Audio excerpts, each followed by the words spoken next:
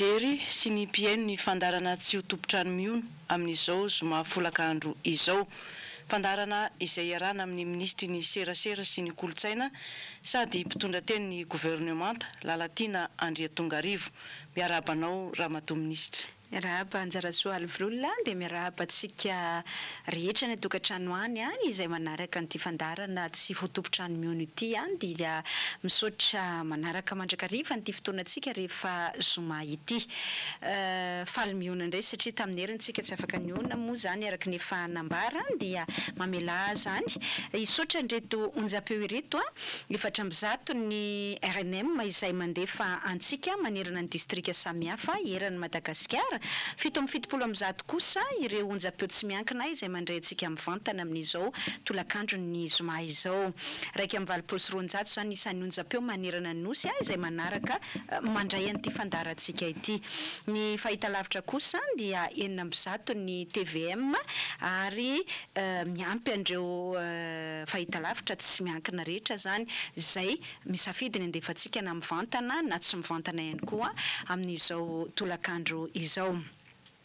Takany mazatra antsika dia omeko vetivety aloha ny tatitra ireo onjapeo mandeha sy ny tsy mandeha. Ny any amin'ny faritra Sava zany aloha dia ny RNM Voemara tsy mandeha, ny any amin'ny faritra Boeny dia ny RNM any Mitsinjo tsy mandeha, ary ny any amin'ny faritra Androy dia ny TVM any Belo Androy zany no tsy mandeha. Ny efa vita fanamboarana kosa zany rehefa andala pamerenana azy any an-toerana dia ny RNM any Ambosary Atsimo ho an'ny faritra Nosy,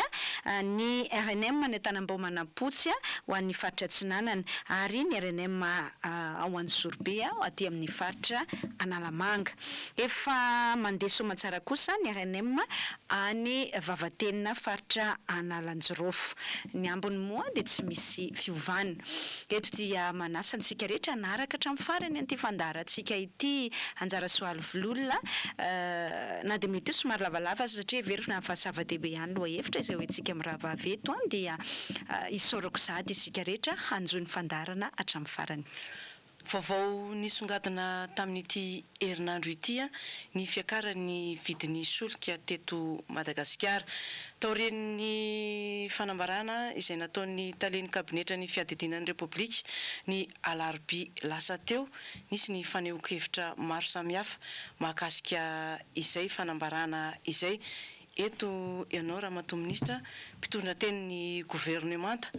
afaka anampy ny fanazavana izay efa natao. Dia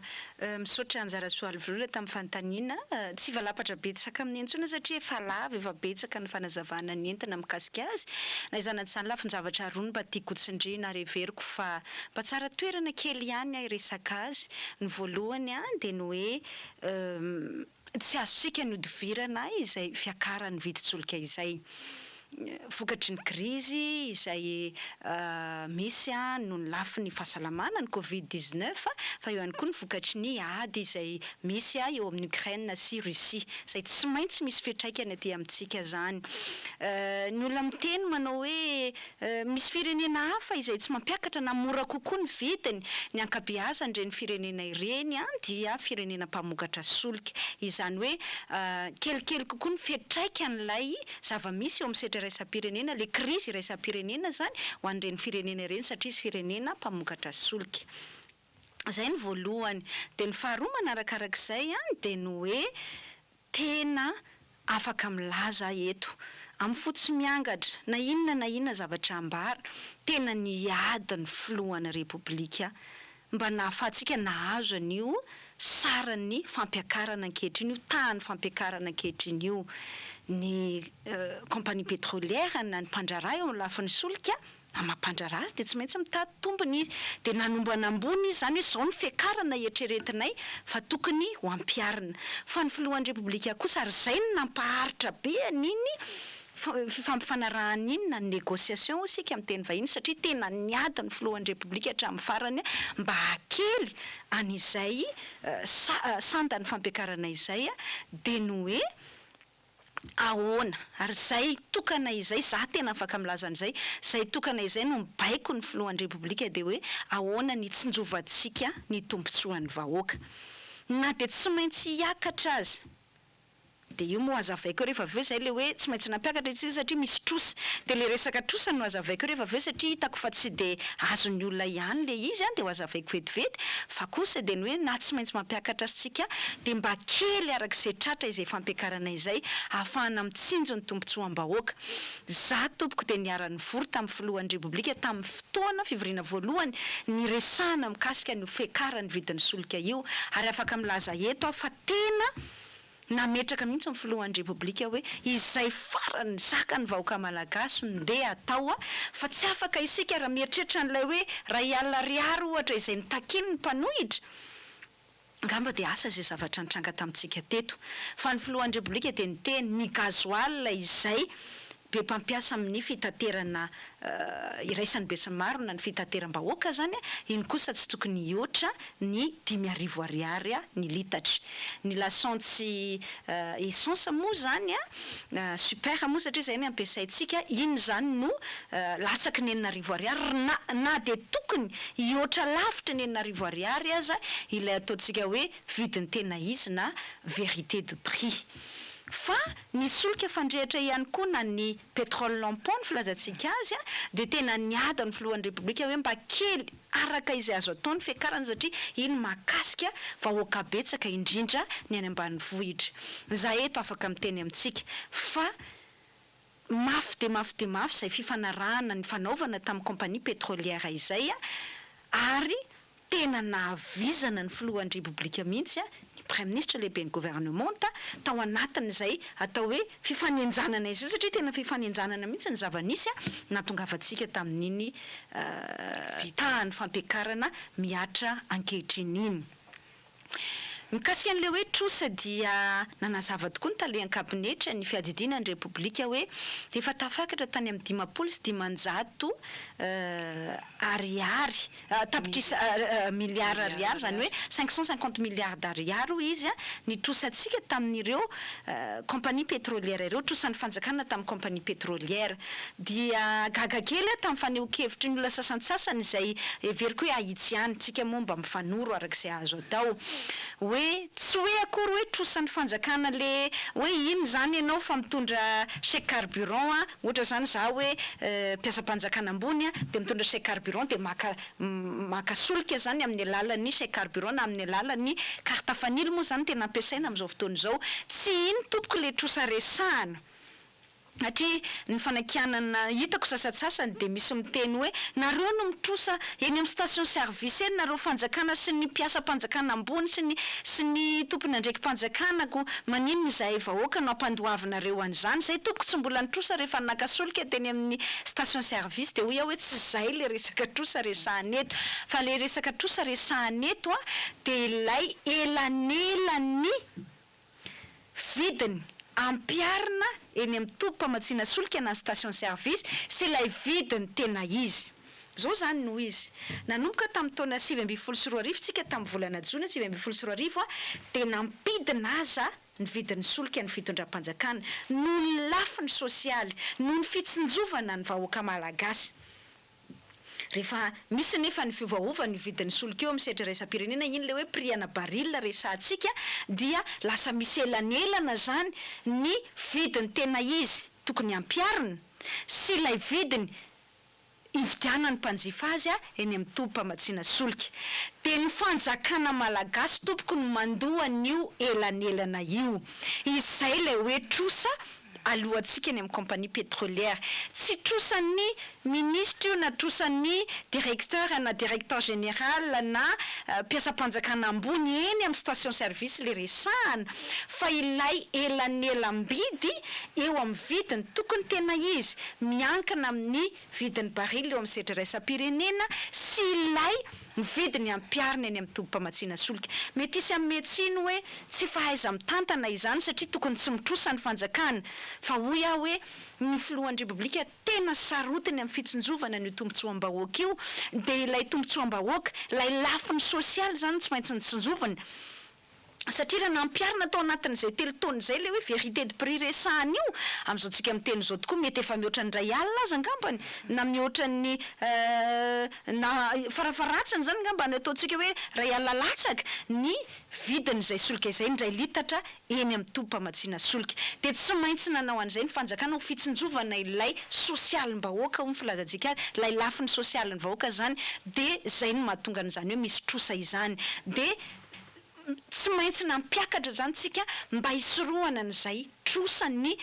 fanjakana tsy nitrosan'ireo compagnie pétrolière amin'ny fanjakana tsy hidangana de hidangana zay tompoko ny fanazavana tsy maintsy nomena mba tsy hadiso ny fandraisantsika an'ilay hoe trosan'ny compagnie pétrolière amin'ny fanjakana averiko indre mandeha zany eto ny fitsinjovana ny tombontsom-bahoaka sy ny lafin'ny sosialy ho an'ny vahoaka malagasy na tonga ny fitondram-panjakana tsy maintsy nitazona ny vidiny iny hatramin'izay nanomboka tamin'ny jona 2024 fa rehefa nisy ny zava-misy teo amin'ny serasera mba tsy hitombony izay trosan'ny compagnie pétrolière izay amin'ny fanjakana de tsy maintsy nanao an'izay fampiakarana izay ihany isika ny antony de tsotra zay ilay fanazavana nataon'Andriamatoa talian'ny kabinetra hoe misafiditsika hoe hanao asa fampandrosoana sa hanao an'ilay subvention zany io resaka io raha mbola anoy zany tsika hoe hitazona ny vidin'ny solika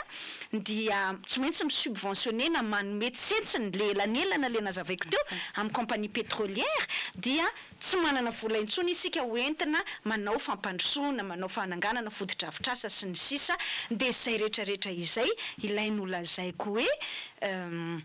tsy maintsy nanovantsika an'izay fampiakarana izay na izany na tsy zany nefa de eto koa mbola afaka milaza hoe ny fitondram-panjakana tsy afaka mamela ny vahoaka malagasy amin'izao satria fantatra fa tsy maintsy isy fetraikany io fiakaran'ny vidin'ny solika io zao ny fiakaran'ny saran'ny fitateram-bahoaka zany efa niakatra iny mbola fampirarana nataon'ny filohan'ny repoblika ihany koa natratrarantsika niny hoe 100 ariary iny fa raha ny tokony izy de mbola iny le arivo iny no nitakin'ny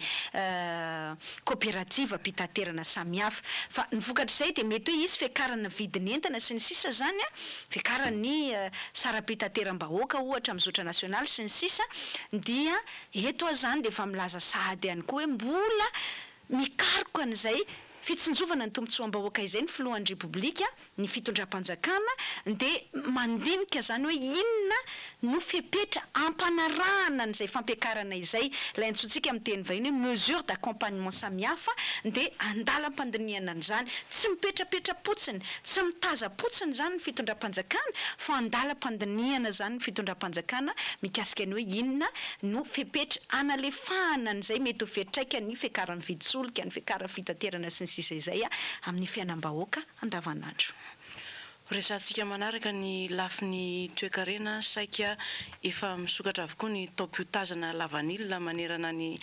Madagasikara ho an'ity taona 2020 sy 2020 ity miteraka resabe ihany koa mahakasika an'izay lavanila izay eo ny amin'ny kalitaony sy eo ny amin'ny vidiny ao zany milaza hoe ratsy ny kalitaony lavanila tatia Madagasikara eo amin'ny vidiny iray misy ny solombavam-bahoaka izay ataontsika hoe mandriritra n'ilay resaka hoe rehefa noferan'ny fanjakana ho 75,000 ariary ny vidiny 1 kilao amin'ny lavanila dia lasa tsy misy mividy izay lavanila izay afaka mitondra fanazavana mahakasika an'ireo sehatra anankiroa ireo ianao raha mato ministra. Ya, afaka mitondra fanazavana satria no resahana tamin'ny filan-kevitra ny gouvernement tao omaly izay adihevitra izay mikasika ny lavanila. Ny voalohany aloha le resaka kalitaony resahanao nisy tokoa ny ohatran'ny reportage zany na horonan-tsary izay niparitaka iny hoe nandeha teo amin'ny serasera milaza hoe nisy laintsondrareo amin'ny teny vahiny moa de oxyde d'éthylène io zany de ohatran'ny hoe pesticide izay mety mamono mahafaty hoe tafiditra tany anatina lavanila ary rehefa natao ny fanadiadiana anatiny tamina orinasa mpamokatra glasy tany ivelany tany orinasa malaza Agendas malaza be mihitsy zany amin'ny kalitaon'ny glasy izay avoakany de hoe nampiasa ny vanila avy taty Madagasikara izy eto aloha de mariako zany tsy ilay vanille avy taty Madagasikara ny hoe iny vanille hoe iny bolongana vanille iny lavalava iny zany fa iny zany tsy maintsy alaina ilay ao anatiny le mampiteraka an'le fofona manitra iny sy mamea an'le tsiro tsara iny le hoe extrait de vanille ka ilay vanille zany efa tia Madagasikara fa le extrait avy eo dia ny firenena any ivelany no maka azy. Eto zany de apetrako tsara hoe voalohany aloha io le hoe oxyde d'éthylène io de produit chimique anankiray zay tsy misy aty Madagasikara, tsy manana an'io tsika, tsy misy orinasa eto Madagasikara mamokatra an'izany oxyde d'éthylène izany, tsy vokatra hita eto Madagasikara, tsy produit chimique hita eto Madagasikara zany io pesticide izay resahana io. Ray zay, faharoa ny vanille no avy teto Madagasikara fa tsy manao extraction ana vanille isika zany hoe tsy maka an'ilay tsentsiny kely ao anatiny iny mahatonga an'le hoe le fofona mahanitra na le tsirony tsara le nresako teo, misy tsirona vanille zany na misy fofona vanille zany tsy isika eto Madagasikara ny maka manao an'iny extraction ana vanille iny fa ny tsika zany de le vanille lavalava iny le hitanao le marron marron iny maitsomaitso izy rehefa mbola lena zany filaza zany rehefa vao avy io tazana da aveo izy misy an'ilay fomba mampanao moa zany processus ny filazantsika azy hamadiana azy zany ho la vanille ahondrana am'izay rehefa aveo de le vadika marron marron kely iny ny atsika zany de le la vanille no ahondratsika any ivelany fa ireo maka sy mividy ny la vanille atsika am'izay no efa misy ny manampahaizana indray zany spécialiste am'izay extraction ana vanille zay. Izany hoe le processus na extraction tompoko de tsy atao aty Madagasikara ka tsy possible zany hoe taty Madagasikara nampidirana an'ilay hoe produit chimique le nitenenana hoe oxyde d'éthylène zay aloha zany mba apetrako satria lasa manaratsy endrika an'le vanille atsika zany de lasa tsika koa moa mora mino fa eto zany te ametraka hoe tsy ny vanille avy aty Madagasikara tsy sika ny manao l'extraction na vanille ka mety hoe sanatriana mampiditra an'izay pesticide izay fa ny atsika de le vanille mbola izy iny ray manontolo iny zany ny ahondratsika any ivelany. Zay le resaka kalitao ngamba iveriko hoe mampisava ny atsika mikasika an'izay hoe sanatria ve de ratsy ny la vanille atsika eto Madagasikara. Fa ny faharoa manarakaraka izay de le nitenenao teo marina tokoa hoe mpanao politika zany mpanohitra solombavambaoaka avy amin'ny fanoherana ny tena misintona betsaka ny lakilosy mikasika an'izay vanille izay. Eto te sarika ny saitsika fotsiny hoe tandremo tsotratra na velam-pandrika ara-politika satria ny zavatra voizina de ny hoe misy monopole amin'izay fanondranana ny la vanille miala eto Madagasikara izay. De taremarika angamba no maliko azy de samy mamaly tsika rehetra 200 atreto ny orinasa nahazo ny fankatoavany avy amin'ny ministera tompon'andraikitra hanao an'izany fanondranana la vanille izany. 200 kosa angamba tsy monopole. Dikany monopole ao anatin'ny teny monopole de hoe ray. Zany hoe olona ray na olona vitsivitsy monja no manana zo hanao an'le fanondranana. Any misy ampimamba zany. Tsy misy ampimamba kosa angamba raha 200 no mahazo an'izay agrément zay. Zay zany no voalohany. Ireo nahazo ny agrément reo de nanaiky mba hitsinjovana le tantsaha mpamokatra, nanaiky hoe farafahakeliny 75 000 ariary na 5,7 ariary no ividianana ny vanille zany eny amin'ny tantsaha. Zay angele izy anjara soaly voaloha zany hoe fitsinjovana n'ilay tantsaha no natonga ny fitondram-panjakana nanao an'io ary aza donony. Za afaka manamafy an'izay. 2 taona ny sesy zay de nomena tsiny foana ny fitondram-panjakana ary tadidiko ny fionana tamin'ny solombavambahoaka teny amin'ny antemnera-pirenena ny menomenona ny solombavambahoaka hoe ambany loatra ny vidin'ny la vanille ary nanomezana tsiny an'Andriamatoa Andry Rajoelina aza hoe ambany loatra ny vidin'ny la vanille. Zay natonga antsika namaritra an'le hoe farafahakeliny 75 000 ariary kosa ny la vanille zany alaina any amin'ny tantsaha ary tadidiko tsara fa nisy solombavambahoaka avany amin'ireo faritra mpamokatra la vanille ireo avy amin'ireo distrika sy faritra mpamokatra la vanille ireo de tena ny teny mihitsy hoe tia ny tantsaha ary mety amin'ny mpikirakira lavanila, mpamokatra zany lavanila izay vidiny no feran'ny fitondram-panjakana izay. Io ane aza donona anjara soaly volo fa tahaka ny amin'ny sehatra rehetra ho rehefa manao fanovana izany ianao dia tsy maintsy misy foana aloha ny manohitra fa rehefa avy eo zany tsy possible zany hoe tonga dia zato isan-jato manaiky ny fanovana entinao na ny réforme izay entinao izany. Ny zavatra misy ihany koa dia hoe tena matimatesany fitondram-panjakana ny fahafahana mampody ny vola vahiny avy any ivelany. Io le antsoina amin'ny teny vahiny hoe rapatriement de devise amin'izay fanondranana lavanila izay. Satria ny zavatra misy any anjara soaly vololo le zavatra ekena izany, tsy maintsy ekena izany dia ny hoe mialatsiny afa ty le malaza azy amin'ny fitenin'ny tanora bizina bengy. Io resaka rapatriement de devise amin'ny resaka lavanila io hatramin'izay taona rehetra ny fandimby izay.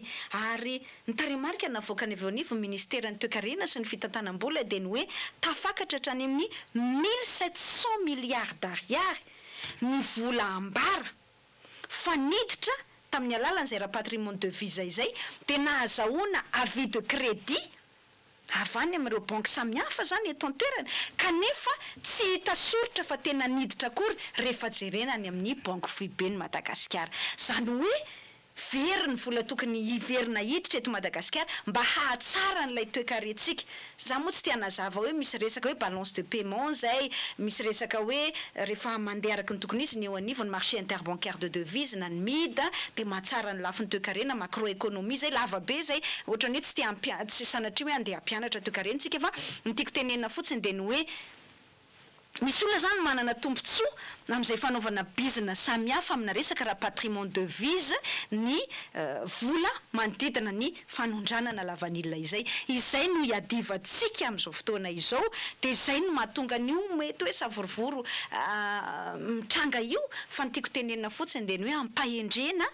iangaviana tsy ho tratrana velam-pandrika politika ny mpisehatra eo amin'izay lafin'ny lavanila izay satria zay mety hoe ny mpanohitra dia ny anao zay tedavana ny fomba rehetra anao fanakorontanana fa ny fitondram-panjakana kosa dia ny anao ny fomba rehetra hitadiavana ny fandaminana. Dia zay fotsiny ihany antsoko hoe tsy tokony ho tafiditra ao anatiny zay velam-pandrika ny fanaovana velam-pandrika politika izay tsika sanatria hitadiavana izay anakorontanana eo amin'izay lafiny zavatra izay. Fa za mino fa hitan'ny fitondram-panjakana ary hitan'ny ministra tompon'andraikitra, hitan'ny prime ministre lehiben'ny gouvernementa, hitan'ny gouvernementa, hitan'ny filohan'ny republika izay olana samihafa eo amin'ny lavanila izay ary tsy misy andro tsy hitadiavam-ba olana mikasika an'izany. Izay matoa zany miresaka an'izay dia satria voaresaka tao anatin'ny filan-kevitry ny gouvernementa izay ary nisy toromarika nomen'Andriamatoa prime ministra dia tsy maintsy andaminana n'izay sehatra izay mba hialana amina savorovoro sanatria tsy hitondra soantsika fa hitondra fahavoazana lehibe eo amin'izay lafiny hoe secteur eo amin'ny sehatra ny vanila izay sy indrindraindrindra fitsinjovana ny tantsaha mpamokatra n'izany volamena maintso zany satria izay moa ny filazan'ny lavanila hoe or vert ho antsika any amin'iny tapany avaratry ny nosy ny tapany atsinanana avaratry ny nosy iny zany izay mpamokatra n'izay lavanila izay.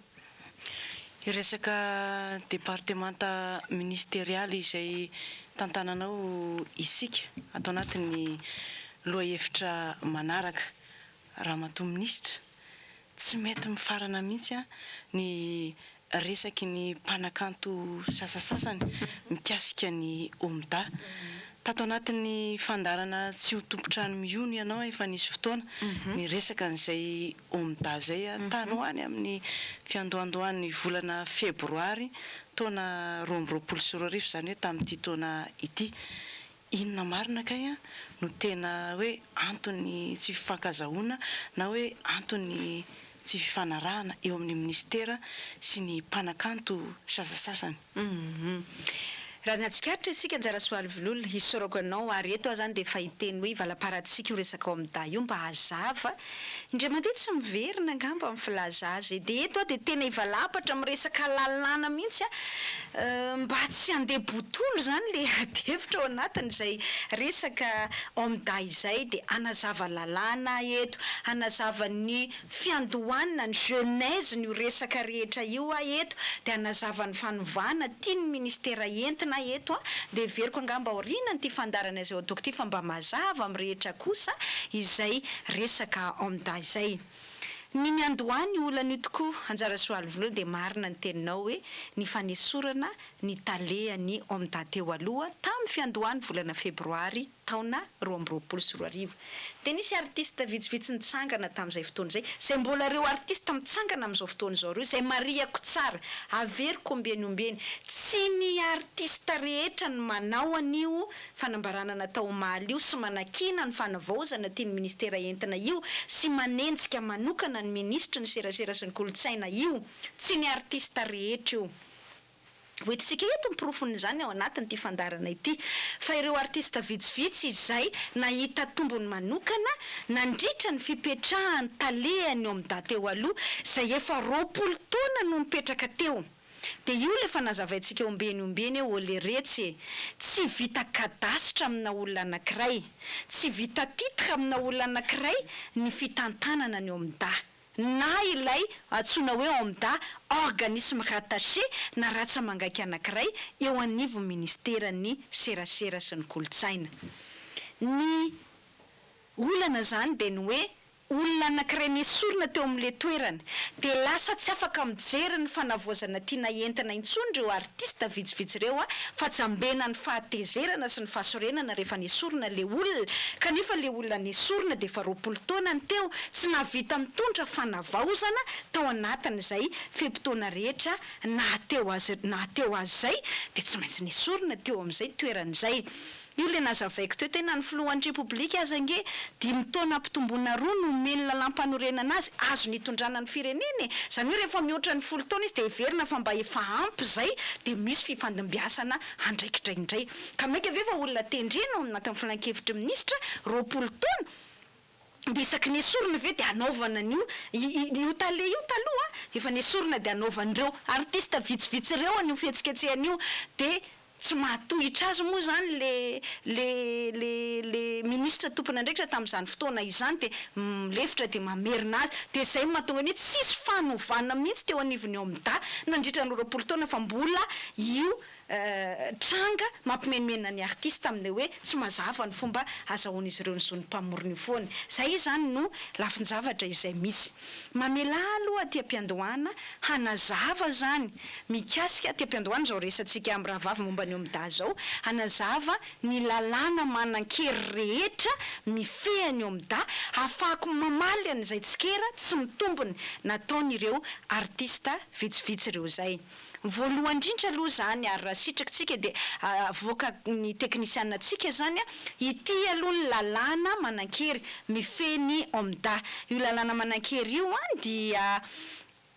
didim-panjakana 7 efatra amby 3 sy efajato décret 98 434 tamin'ny 9 jona 7 sy 7 mikasika ny sata sy ny fomba fiasan'ny OMDA, Office Malagasy du droit d'auteur ary nosoloiny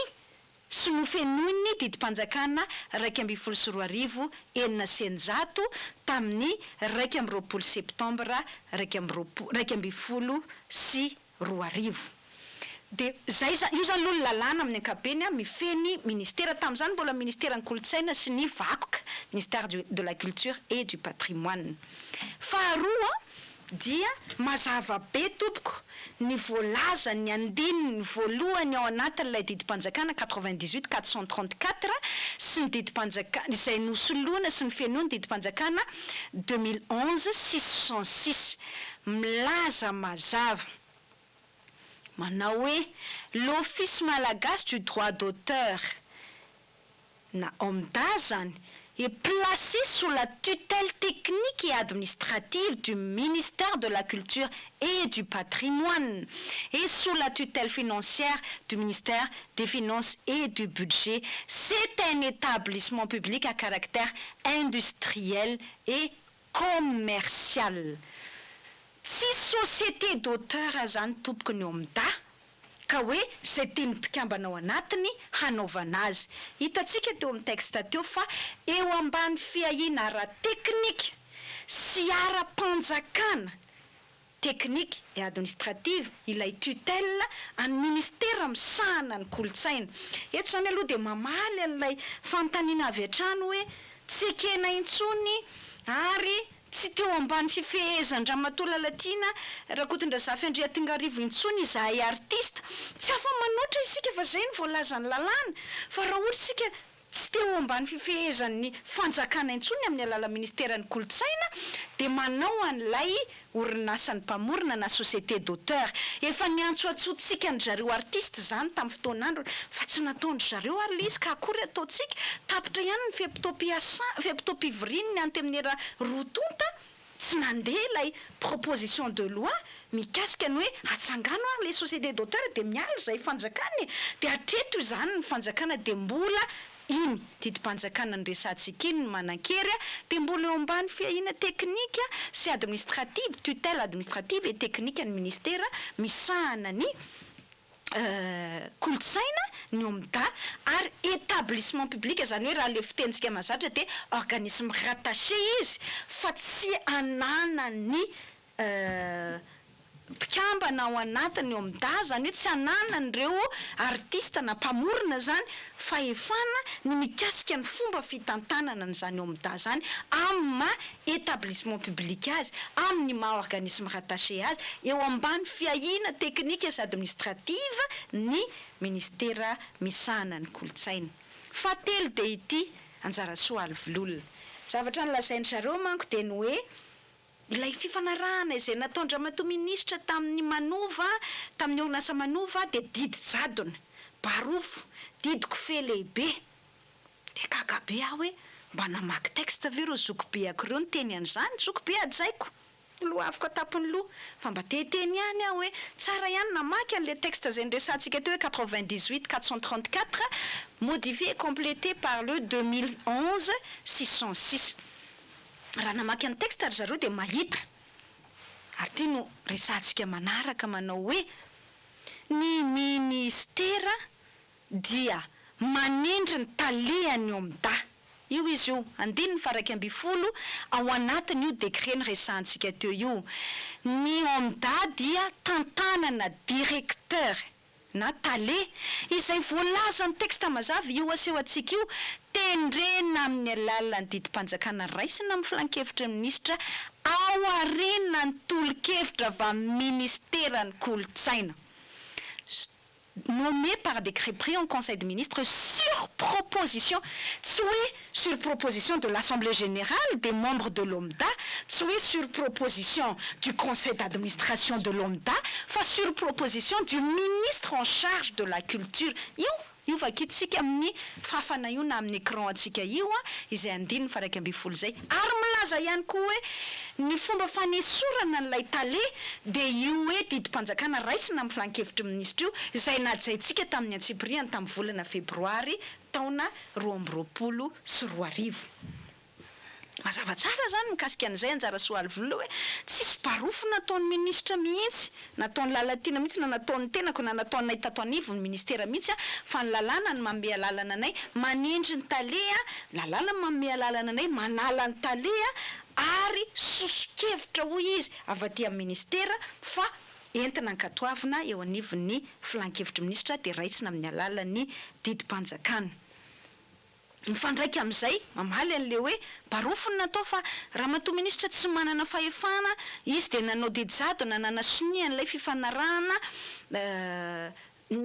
natao tamin'ny manova misy mialatsiny amin'ny teny vahiny hoe principe élémentaire principe général de droit farafakely ho an'ny mianatra lalàna eny amin'ny université taona voalohany tompoko de efa mahay an'izany misy pahay lalàna manam-pahaizana ao amin'ireo artista izay manohitra an'ity fanovana ataon'ny ministera ity izay ilay mitaka ny famerenana ny tale teo aloha io zany loha apetrako de hoy aho hoe zay principe élémentaire zay na izay foto-kevitra farafakeliny de ny hoe qui peut le plus peut le moins ina ndikan'izany amin'ny teny malagasy ndikan'izany amin'ny teny malagasy de hoe raha zavatra ataonao fa efa anananao zany ianao no tendreko de mazava ho azy zananendry anao zany manana n'izay fahefana zay ihany koa de izay ty voalaza n'ilay andininy faharoambifolo ao amin'ny didim-panjakana 98 434 izay nofenon'ny didim-panjakana 2011 606 ity izao no teneniny reto avo izy ny andraikitra ny tale de milaza mazava izy eo manao ny fanatanterahana ny tanjony OMDA izy araky ny toromarika avy amin'ny filankevitry ny filankevim-pitantanana manana ny fahefana rehetra iantohana ny fizotrany OMDA araky ny tokony ho izy il a tous les pouvoirs pour assurer la bonne marche de l'office fa izy ny manome azy an'izay pouvoir izay ilay ministra izay nanendry azy eo amin'ny toerany c'est lui qui peut le plus peut le moins nazavako teo mialatsiny fa voatery lasa miresaka lalàna zany de mitoy eto zany milaza hoe il est notamment chargé de hitatsika eo amin'ny écran ihany zay réaliser le programme d'activité et les décisions du conseil d'administration de eo amin'le tsipika faharoa hitanao njara soa alvololona miara-mamaky sika roa passer et établir les contrats, les conventions, les marchés, les accords au nom et pour le compte de l'OMDA dans le respect de la législation en vigueur. Mazava be, manana fahefana zany. Il a tous les pouvoirs pour assurer la bonne marche de l'office hitatsika eo avy ces pouvoirs nzay avy amin'ny ministra izay nanendry azy. Inona no asany? Anisan'ny asany de manao fifanarahana ho izy contrat na convention na tsena nasa-panjakana na fifanarahana hafa ihany koa accord amin'ny anarany sy ho an'ny OMDA ao anatin'ny fanajana ny lalàna manakery. Tsy misy olona kely aza hoe tsy maintsy mahazo fankataovana avy amin'ny conseil d'administration ny OMDA lay convention na le contrat na le marché na le accord tsisy an'izany io texte io fa mbola ho amafisitsika zay rehefa avy eo fa inona ny tetsika teneniny tsy misy ny tale amin'izao fotoana izao mbola ho azavaiko hoe fa maninona moa zany le tale tsy mety voatendry satria zay moa no hanomezany zareo tsiny ihany koa nefa zareo ihany manao blocage le izy ane dia tsy misy ny tale amin'izao fotoana izao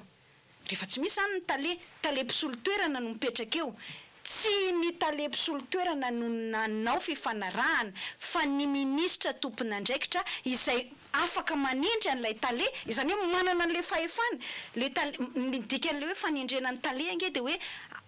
déléguena mialatsiny amin'ny fitenenana afindrako amin'ilay tale zany ny fahefana izay tokony ho satria za ministra miantsehatra anjara andraikitra be de be ao anatin'le département iantsoroako misy organisme rattaché tsika zao manana organisme rattaché miisa 5 ao anatin'ny ministera tsika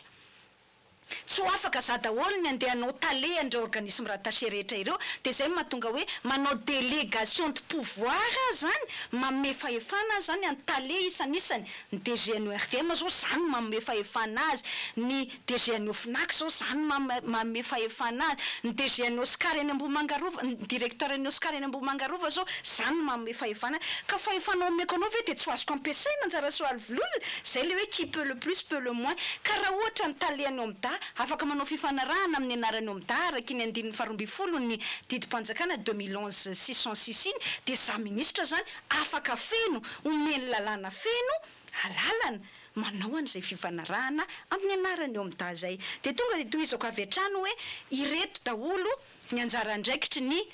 conseil d'administration na ny filankevim-pitantana ny OMDA io hitatsika eo andininy fahenina ao anatin'ilay didim-panjakana 2011 606 teo portant statut de l'OMDA ny conseil d'administration ozy no rafitra mpanapaka eo anivon'ny OMDA manana ny fahefana amin'ny fitantanana rehetra izy io izy ary reto no andraikiny de tany sainy eo manao izy ny programme d'activité any OMDA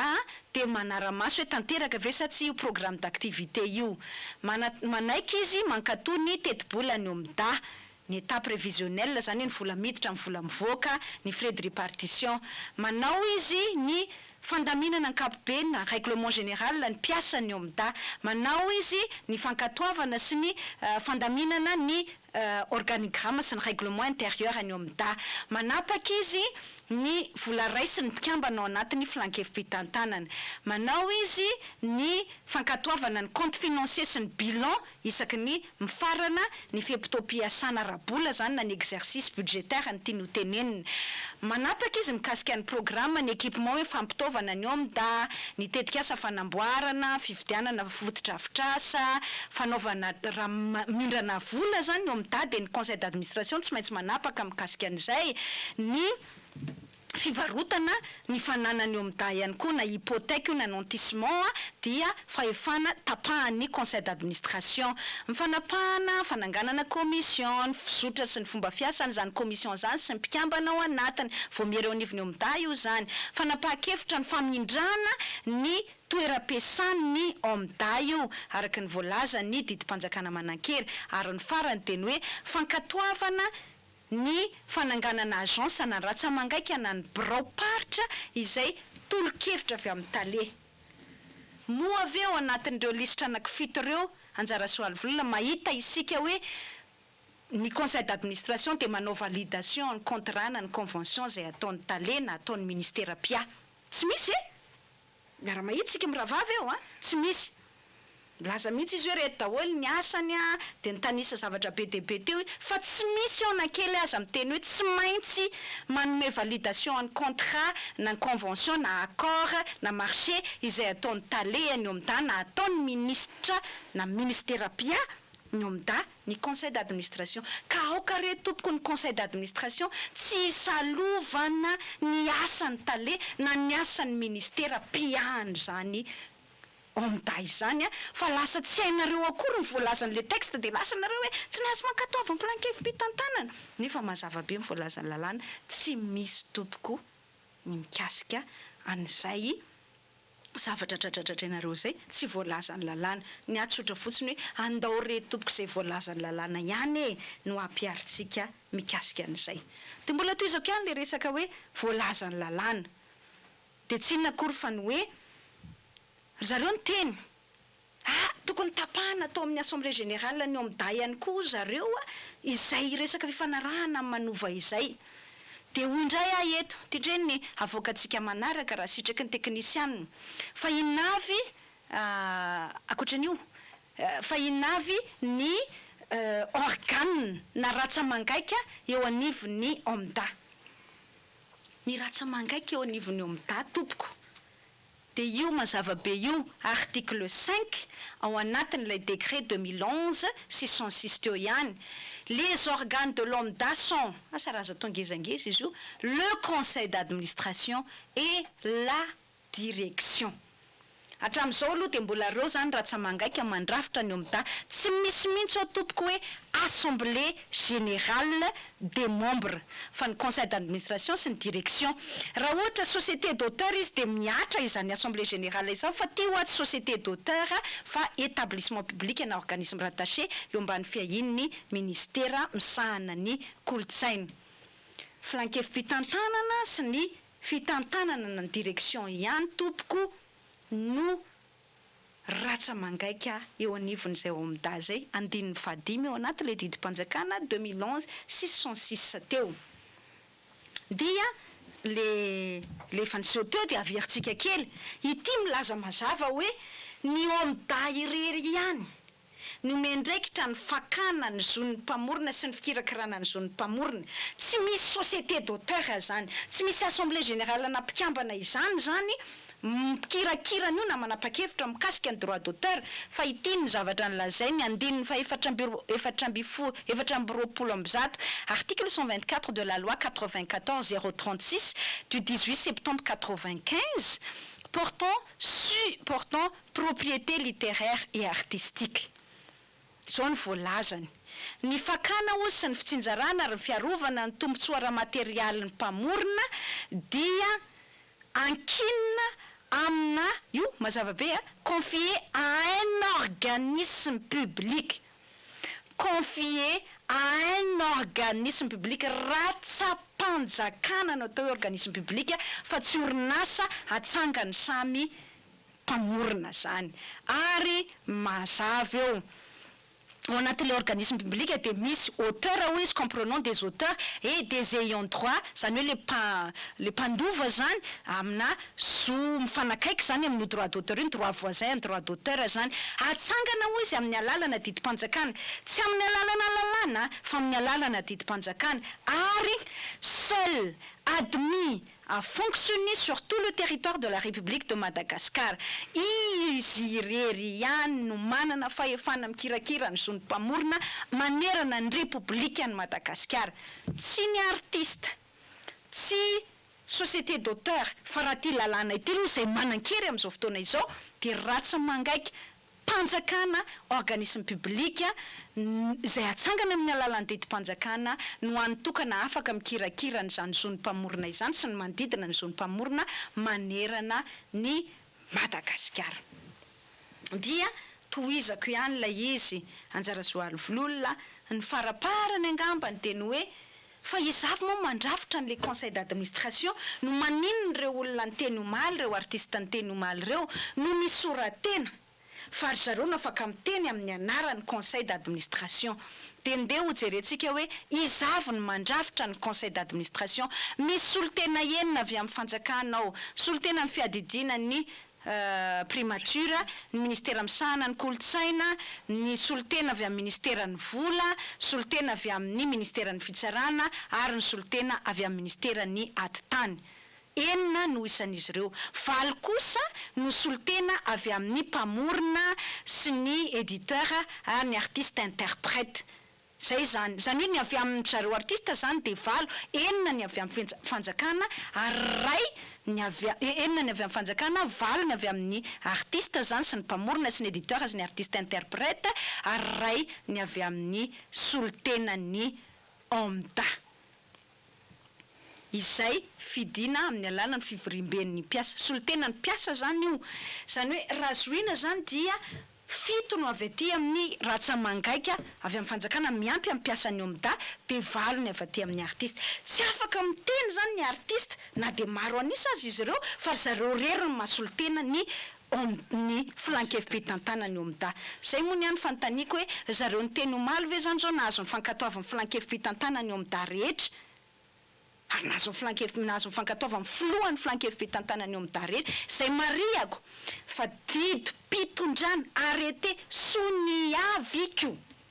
za ministra no manendry an'ireo mpikambana amin'ny flankevim-pitantanana ireo. Zany hoe zareo miteny reo ara zany manohitra an'le zavatra ataon'ny ministera de mbola didy pitondrana za no manasony azy tompoko no manendry azy mametraka azy eo amin'izay toeran'izay. Zay le teneniko hoe atsaiko loloha afaka tapiny lory zareo fa indraindray mila malala ny voalaza ny lalàna rehetra ihany areveriko fa ny laina ny lazan-dreny andinin-dalàna rehetra reny hanomezana antoka ny artiste rehetra ihany koa hoe mahazo matoky zato isan-jato ianareo tsy misy fandikan-dalàna na kely variray vety azy ataon'ny ministera mikasika an'io resaka OMDA io sy mikasika ny fanavaozana tiany OMDA entina tiany ministera entina mikasika an'izay fomba fiasan'ny OMDA zay. Efa natsidika eo teo ihany ramatoa ministra mikasika eo ny fivoriana nataon'ireo mpanakanto sasasasan'ireo ny alarobia lasa teo eo amin'ny nisy ny fanambarana ny raisana tao rin'izay fivoriana no tanterahany zareo zay ialana tsiny raha somary hanonona anarana mpanakanto zay nitondra teny namaky an'izay fanambarana izay teo ny zokobe Jojoby sy Samuela zany Jojoby manokana no asiko resaka ny makasika azy misy ve ny olana eo aminao sy ny mpanakanto Jojoby satria somary raha tena nanaraka hatramin'ny farany an'iny vaovao iny somary avy ihany ny mpanakanto Jojoby namaky an'izay fanambarana izay ka apetrako ny fanontaniana ianao no azoko anontaniana eto zao hoe misy ve ny olana eo aminao sy ny mpanakanto Jojoby. Tsy tonga de tsy avy hatrany ny valiny za manokana tsy mbola nanana olana mihitsy tamin'ny artiste Jojoby zay zokobe ajaiko artiste manana maizy azy apetrako amin'ny toerana lolohavana tapiny loha izy amin'izay maha artiste azy zay ary ho fanajako azy Anjarasoaly Vololona afaka mitantarany ity vetivety ho fanajako an'ny Jojoby tadidiko tsara tamin'ny taona 1974 tany de nataony mpitondra tsintsina tamin'izany fotoana zany izy hoe tokony ho nahazo maribona firenena dia chevalier de l'ordre national ny saika nomena azy tamin'izay fotoana izay tezitra mafy mihitsy Jojoby tamin'izay fotoana izay ary tadidiko mihitsy ny zanany tena namoaka fanambarana mihitsy tamin'izany fotoana zany hoe mon père n'est pas un chevalier, c'est un roi. Zay ny zavatra ny teneny. Ary tena iekeko ankatoaviko zato isan-jato zany hoe mpanjaka ny saleky zany jojoby zany manana ny maizy azy porofony zay indrindra anjara soaly vololona vo tonga teo amin'ny fitantanana ny ministeran'ny serasera sy ny kolotsaina de nyresaka tamin'ny jojoby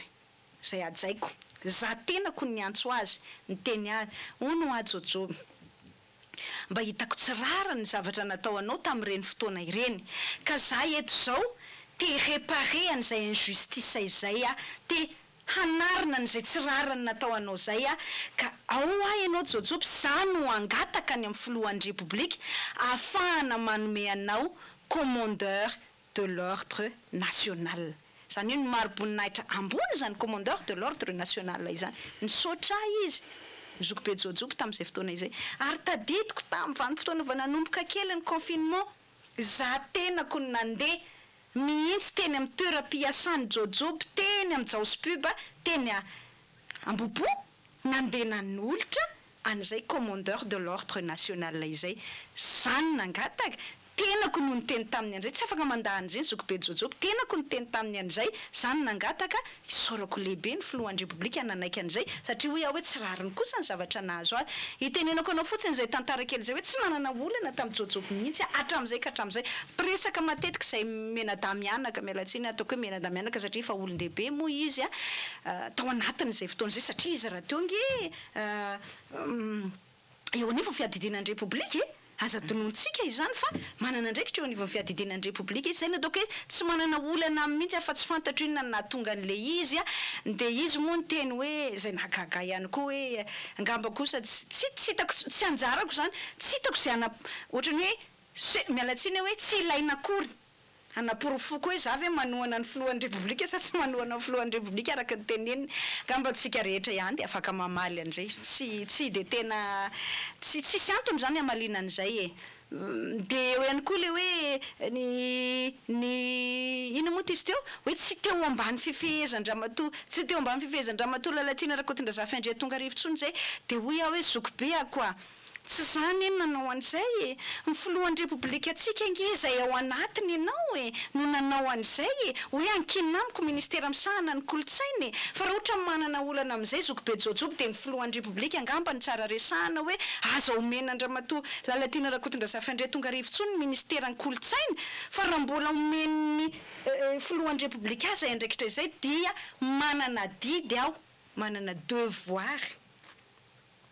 miandraikitra ny OMDA miandraikitra ny artiste ka tsy hitako tsy afaka manome valiteny mahafapo-ny jojoby zany hoe tsy teo ambany fifehezana sy tsy maniry ho feheziny ramatoa Lalatiana Andriatongarivo tsony izahay tsy de hoe ny artiste koa neny feheziko fa le rafitra izay mameno zo ny mpamorona ny artiste iza moa zany andeha ifeny artiste zany fa raha hoe tsy teo ambany fiahiko de tsotra fotsiny hoe na ny filohan'ny republique manala eto amin'ity toerana ity tsy manana olana mikasika izay mihitsy raha izay no ampilamina atsika na ianareo no miala amin'ny alalan'ilay fanaovana société d'auteur na orinasa ny mpamorona izay fanambaranay tato ministera ihany koa fa voniny izahay anampy an'izany niandry ihany zay ka niandry ihany zay an'ilay hoe proposition de loi mikasika an'ilay société d'auteur tapitra ihany ny fepitoampiasan'ny amin'ny tsy mipoitra le proposition de loi nandrasanay tany amin'ny gouvernement tana nandrasanay tato amin'ny ministera io moa le azavaiko hoe tsara koa ny ahafantaranareo an'izany satria ory zareo ny teny hoe aleo andeha le projet de loi anay tsy projet de loi le izy Samuel fa proposition de loi ngamba ny tena marina fa ny processus anaovana an'io tompoko de tsotra be volavolainareo zany lay tolo-dalàna de hoentinareo ny anivon'ny anteminera de ny anteminera no mandefa azy any amin'ny gouvernement de manana 3 andro ny gouvernement hitondrana fanamariana na observation de ao anatin'izay le fanamariana na observation zay nefa miteneniko teto zany tato amin'ity fandaharana ity ary efa nanaovanay fanambarana ihany koa hoe anampy anareo izay anangana le société d'auteur nareo kosa ne tsy manao an'le société d'auteur tsy nataonareo le proposition de loi tsy hitanay maso aloha hatreto hoe raha ohatra ka efa natao de tsy nandeha tamin'ny fivoriana iny nefa tapitra ihany ny fepitoam-piasana zay nge le izy de nahoana ny hoe zay indray no nisakana n'izany hoe ohatrany hoe zay indray zany tsy mampandeha le tolo-dalàna kanefa le tolo-dalàna mihitsy azany tsy mbola hitanay fa raha hitanay iny tompoko de nanoana ny fahafahanareo nanangana n'ilay société d'auteur izahay zay zany ny amaliko an'izay ngamba fa na ijojobo na Samuel na artiste na iza tsy manana olana mihitsy na kely ary tsy maniry anana olana rahateo amin'izany artiste izany Ao anatin'ny fanambarana ihany koa raha mato ministra misy ny endrika somary hoe fiampangana anao zany hoe manao barofo, manao jadona, mampizarazara ny mpanakanto, ahoana indray kosa ny mahakasika an'ireo. Io le nazavaiko teo hoe rehefa manao fanovana ianao eto ambony ty tany zany mba kely ny anaranay tamin'izay nanao MBA, tamin'izay nanao MBA dia kely mba ny anaranay mihitsy ny atao hoe résistance au changement. Zany hoe rehefa mitondra fanovana ianao tsy possible, tsy azo eritreretana zany hoe tonga dia ny olona zato isan-jato ampiaranao an'ilay fanovana na voakasika ny fanovana tonga dia anaiky avy hatrany an'izay fanovana izay daholo. Tsy maintsy misy foana ny antsona amin'ny teny vahiny hoe résistance au changement. Dia izay zany io mitranga amin'izao fotoana izao io. Fomba fahita manerana an'izao tontolo zany hoe zao tontolo zao zany hoe rehefa misy fanovana dia misy ampahany tsy manaiky, misy ampahany manaiky. Zay ve no atao hoe mampizarazara.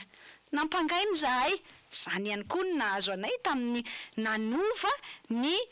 ho lavitry ny mpanao gazety eto Madagasikara izay lany fiapitoam-piasana na lany OMDA. Mampangaina izay eo mampivakivaky ny mpanao gazety ianareo. Aiza nefa sao zay mpanao gazety vakivaky eo amin'izao fotoana izao anjara soaly vololona. Tsisy mpanao gazety vakivaky zany fa ianao zany eto amin'ity firenena ity izay le nazavaiko teo rehefa te hitondra fanovana ianao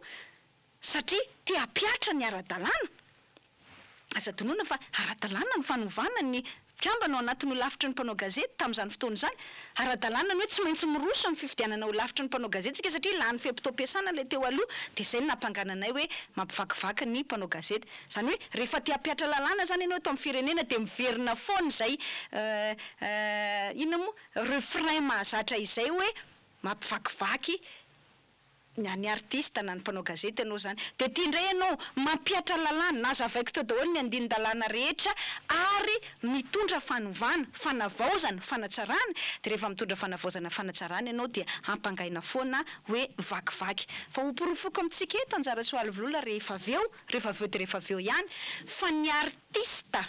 ny ankamaroany ny artista maro dia maro no nangataka ny fanavaozana io ary nitondra n'izany fangatahana izany taty amin'ny ministera misahana ny serasera sy ny kolontsaina. Dia rehefa tanterahanay ilay fanavaozana amin'izao fotoana izao dia toeriny nandihana artista vitsivitsy indray ary zareo miteny hoe mampizarazara. Ka raha ohatra zany zay mampizarazara satria mampiatra an'ilay fanavaozana ny takin'ny artista dia tokony hametram-panontaniana zany ilay artista hoe ilay artista mihitsy zany manaiky ampizarazarany ny fanavaozana izay no takindry zareo ihany. Zay ngamba ny ataoko hoe mahavaly atsotra indrindra anjara soaly vololona. Ampatsefy kely fotsiny hoe nivory teo amin'ny motel Anosy indroa miantaona ny artista tamin'ny fiandohaniny tany hoany amin'ny fiandohaniny febroary 2024 hoe te hitondra fanavaozana izahay mitaky fanovana izay eo anivon'ny OMDA. Andihana artista maro nanao an'izany, nanangana comité de suivi mihitsy ary dia hoe hoentinay any amin'ny ministera manam-pahefana manatanteraka an'izany ty fitakiana ity ary takinay ny anatanterahana azy. Tenareo nitaky ve zany no mampizarazara raha ohatra ka izay lôzika entin'ireo artista tamin'ny afakomaly izay nanao valandresaka ho an'ny mpanao gazety izay nilaza fa hoe mampizarazara i Lalatiana na ny ministera. Zay zany ny fanamarena tiako apetraka fa mbo ivalaparantsika eo rehefa avy eo izay resaka fanavaozana sy fanovana sy ny fitakiana nataon'ny artista izay. Eo amin'ilay hoe endrika jadona anisan'ny nambarany zareo tao anatiny hoe manao jadona ianao satria hoe nofoanana ny fivoriana saika ataon'ny filan-kevim-pitantanana tamin'ny fahatelo ny volana Jona lasa teo dia nisy ihany koa ilay fivoriam-be tokony tanterahana ny fahaenina ambin'ny folo ny volana febroary ho an'ny OMDA manokana zany io satria hoe io fivoriam-be io zany tokony hoe anaovan'ny OMDA hoe bilan annuel raha izay moa no mahalaza azy. Dia izay no entin'ny zareo milaza fa misy ilay jadona satria ireo fivoriana anankiroa izay tokony tanterahanay ireo zany hoe nofoananao. Tsisy fahefan'ny ministra mihitsy na dia kely aza mikasika ny hoe hanafoanana fivoriam-ben'ny mpikambana ao anatin'ny OMDA izay na ny assemblée générale. Eto te hitondra fanazavana fotsiny faran'izay tsotra mikasika an'izay dia ny hoe le fivoriam-be aloha zany dia ray andro melohany fivoriam-be io zava-misy marina ny tany saiko ray andro melohany fivoriam-be io dia nivory tao amin'ny OMDA ny mpikambana tamin'ny filan-kevim-pitantanana vitsivitsy anisan'izany ny tale général ny kolotsaina zay filoha amin'ny filankevim-pitantanany eo OMDA Francis Razafiarson Zokobe Jojoby ny rina izay mpamorona zany mpanoratra zany ary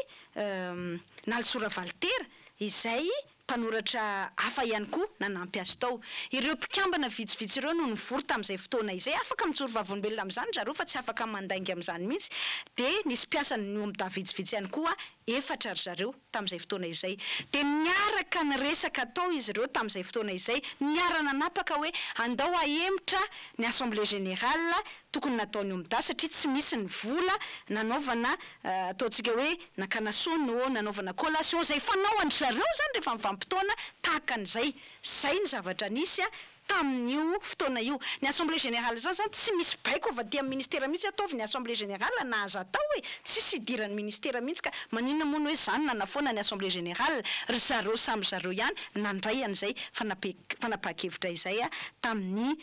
fotoan'androny zay zany ny voalohany indrindra hitondrako fanazavana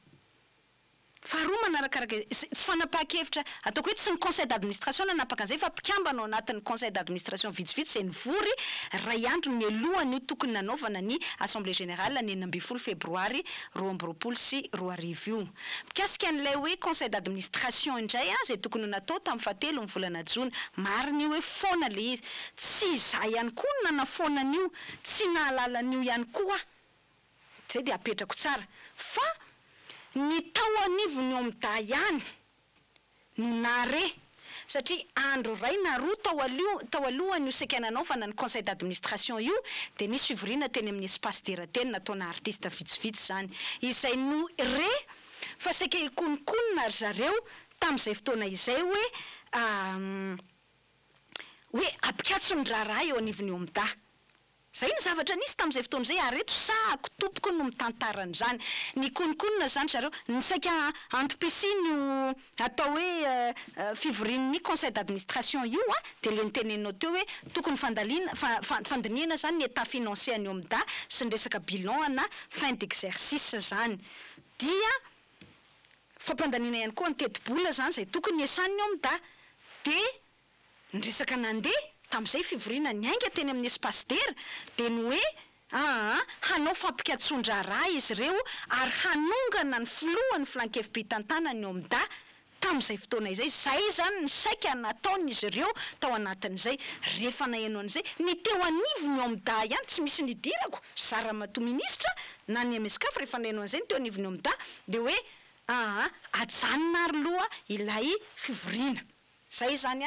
le fivorian'ny conseil d'administration zany hoe tsy misy idirako mihitsy na le assemblée générale tsy natao na le conseil d'administration tsy natao fa de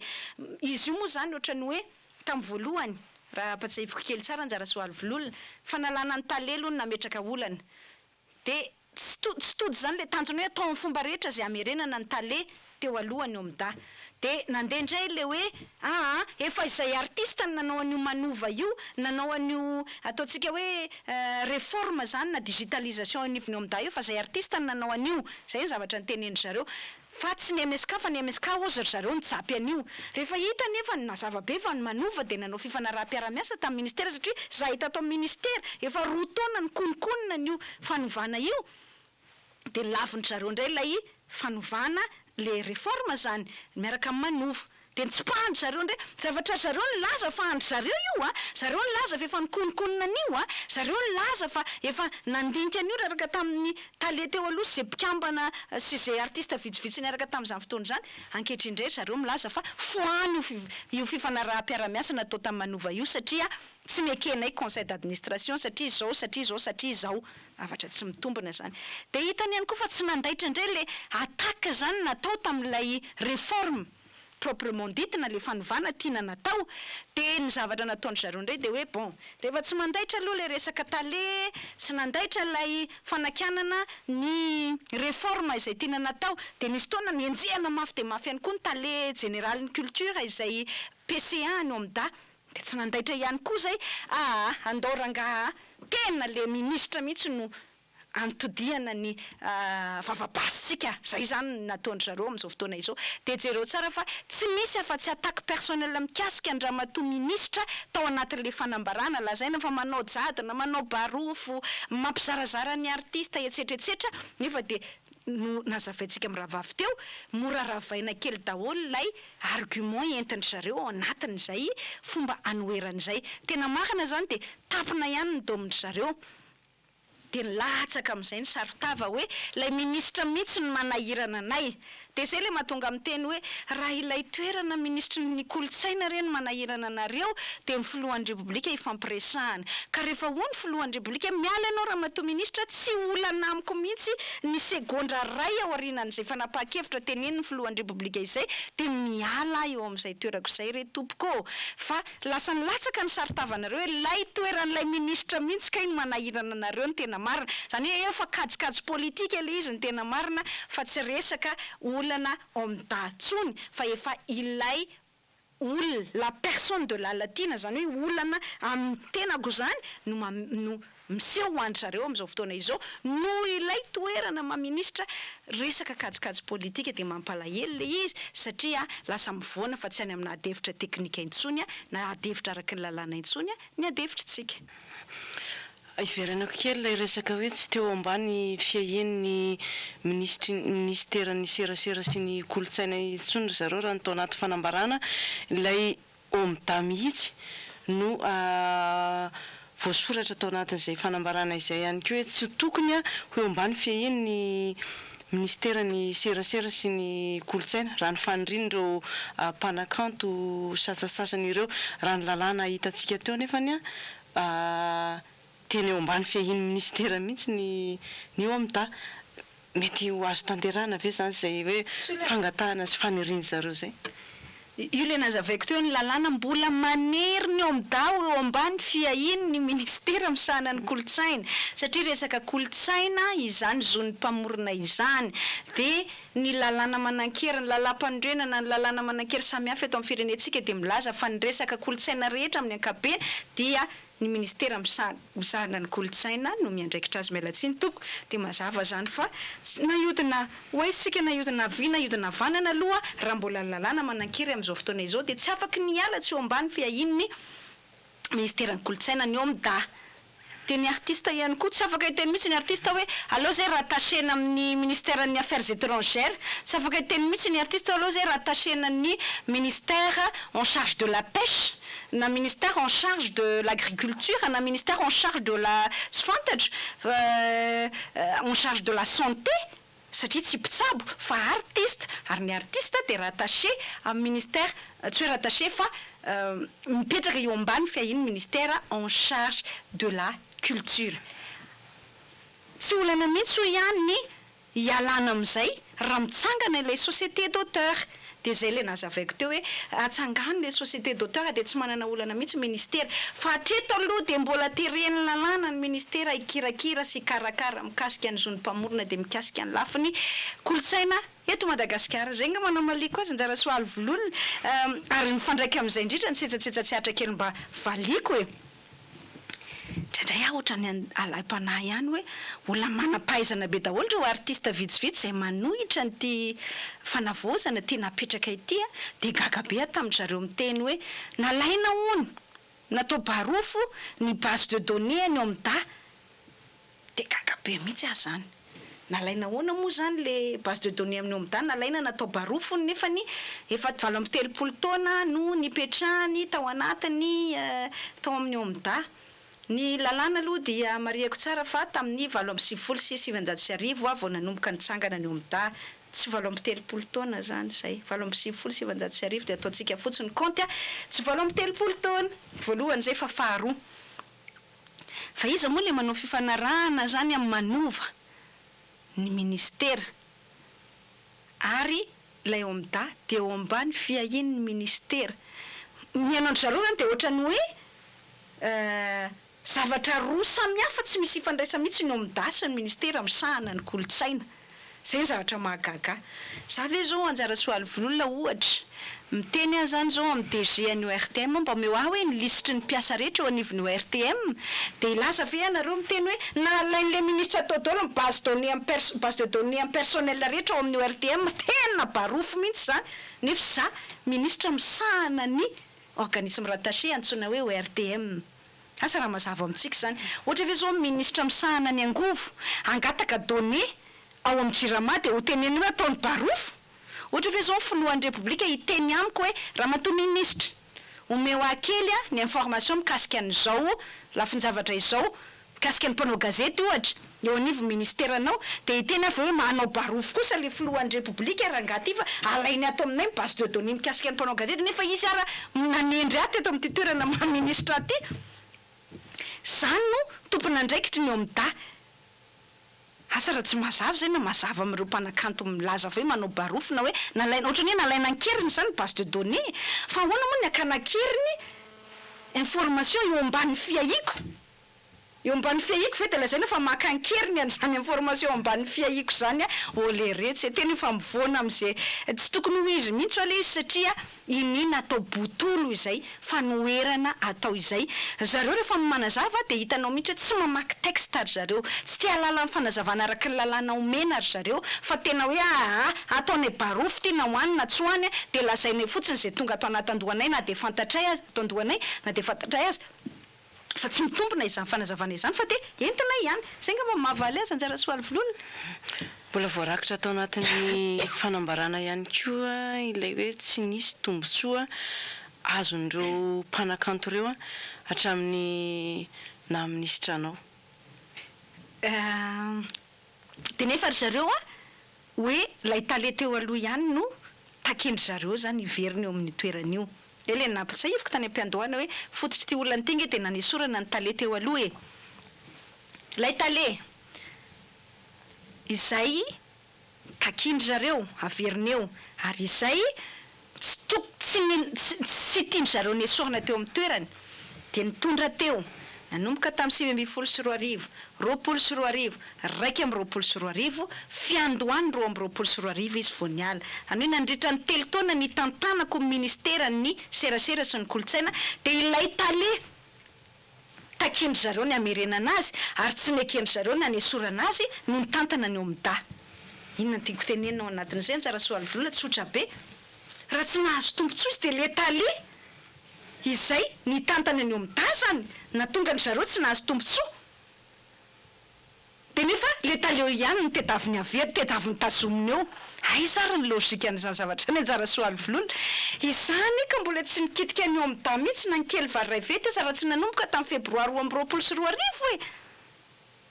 ary satria teo aloha dia tena chasse gardée an'ilay tale teo aloha mihitsy le atao hoe OMDA e tsy nisy nidiran'ny ministera teo nakely varavetana fomba fizarana ny zony mpamorony zany na ny fomba ny an'ny nidiran'ny ministera teo zay misony aviko tompoko dia ny subvention de fonctionnement an'ny OMDA zany hoe ny vola omeny fanjakana ny OMDA ampiodinana azy za tompoko manasonian'izay zay ihany mba nataoko mikasika ny OMDA dia ny didi-pitondrana sy arrêté mikasika ny copie privé ohatra didi-pitondrana hafa mikasika ny ady amin'ny piratage zay natao teo anivony zany OMDA zany hoe arahana BAP moa zany brigade anti-piratage fa tsy mbola niditra tamin'ny fitantanana ny OMDA mihitsy ka hoe ihany nahazo tombontsoa ihany tsy nahazo tombontsoa nandritra ny fitantanana tale teo aloha febroary 2024 zany izahay vao manomboka hoe ndao amin'izay atao le réforme zay efa nieritreretinay nikotrokotrony nanomboka 2 taona lasa izay fa na nikotrokotroana n'izany réforme zany rangeka nialangalana ny tale nangatahana ny fampiarana azy ny tale fa nialangalany dia hoy aho zany mantsy an'ny zokobe jojoby azafady zokobe jojoby raha tsy nahazo tombony mihitsy moa zany ianareo nandritra ny fandalovako teo zay ny teneny manko hoe nandritra ny nateo mandritra n'izao maheto azo ao izy dia tsy mbola nisy tombontsoa azonay mihitsy dia ilay tale teo anivony OMDA izay takinareo hijanona nefa izay takinareo averiny ary tsy nankasitranareo fa nesorana azy no nitantana n'le OMDA nandritra n'izay telo taona nateo azay zany hoe le tale fa tsy nazahoanareo tombontsoa ihany ve zany ka nomezanareo tsy niankehitriny io zay tsy nahazo tompontsoa mihitsy no tianareo averina na tianareo tazomina eo amin'le toerany. Asa inona tompoko ny lôzika an'izany anjara soaly volona fa zahako aloha de te ametraka hoe hahazo tompontsoa ianareo, aza manana ia jojoby a, aza manana ia Samuela, aza manana ia ianao Rajery a, aza manana ia ianao izy tsy fantatro Princio na tsy fantatro ihany koa, aza manana ia amin'izany ianareo na kely aza tompoko, fa izao tsika manao réforme izao de ho hitanareo amin'ny fomba mangarahara ny tompontsoa ho azonareo. Zay tompoko no azoko hanomezana assurance na antoka feno ho azy ireo. Ary eto ako anjara soaly volona dia hanazava amin'ny antsipireny mikasika zay angamba ny tapany farany amin'ity fandarantsika ity sady everiko fa azoko ivalaparana mikasika ny fanavaozana izay tiantsika entina eto anivon'ny OMDA. Eo aloha ndray kely fotsiny zareo hoe aoka tsy kitikitika sy amatitra ny OMDA tsony ny ministeran'ny serasera sy ny kolotsaina aloha amin'izao fotoana izao. De tinga no ohatra faran'izay tsotra indrindra hoe tena lasa absurde le resaka de ohatra amin'ny teny zany hoe aoka ny ministera misahany any angovo tsy kitikitika ny jirama tsony. Ohatran'izay tsisy valaka le izy. Aoka ny ministera misahana ny jono tsy kitikitika antsony ny centre de surveillance de pêche izay organisme rattaché ambany fiahina. De mitovy tsisy valaka amin'izay mihitsy tompoko. Aoka ny ministeran'ny fonction publique tsy kitikitika ny knapo saintsony nefa knapo sy eo ambany fiahina. De mitovy tsisy valaka amin'izay mihitsy le fangatanjareo. Aoka ny ministera tsy kitikitika ny OMDA intsony kanefa raha tsy mangaiky eo ambany fiahina. Ny fanavaozana izay tiantsika entina anjara soaly volona ary zay ngamba no andeha ataoko hoe ivalaparako amin'ity ampahany farany ity hoe dia ho ampatsahifiko hatrany ampiandohana mihitsy. Ary tia manapirofo an'le hoe tsy mampizarazara ny artista mihitsy ny ministera fa mifanohitra amin'izay manao zay amalina ny fangatahany artista, mampitambatra ny artista satria raha nisy zavatra nampitambatra ny artista de io fitakiana fanavaozana eo anivon'ny OMDA io.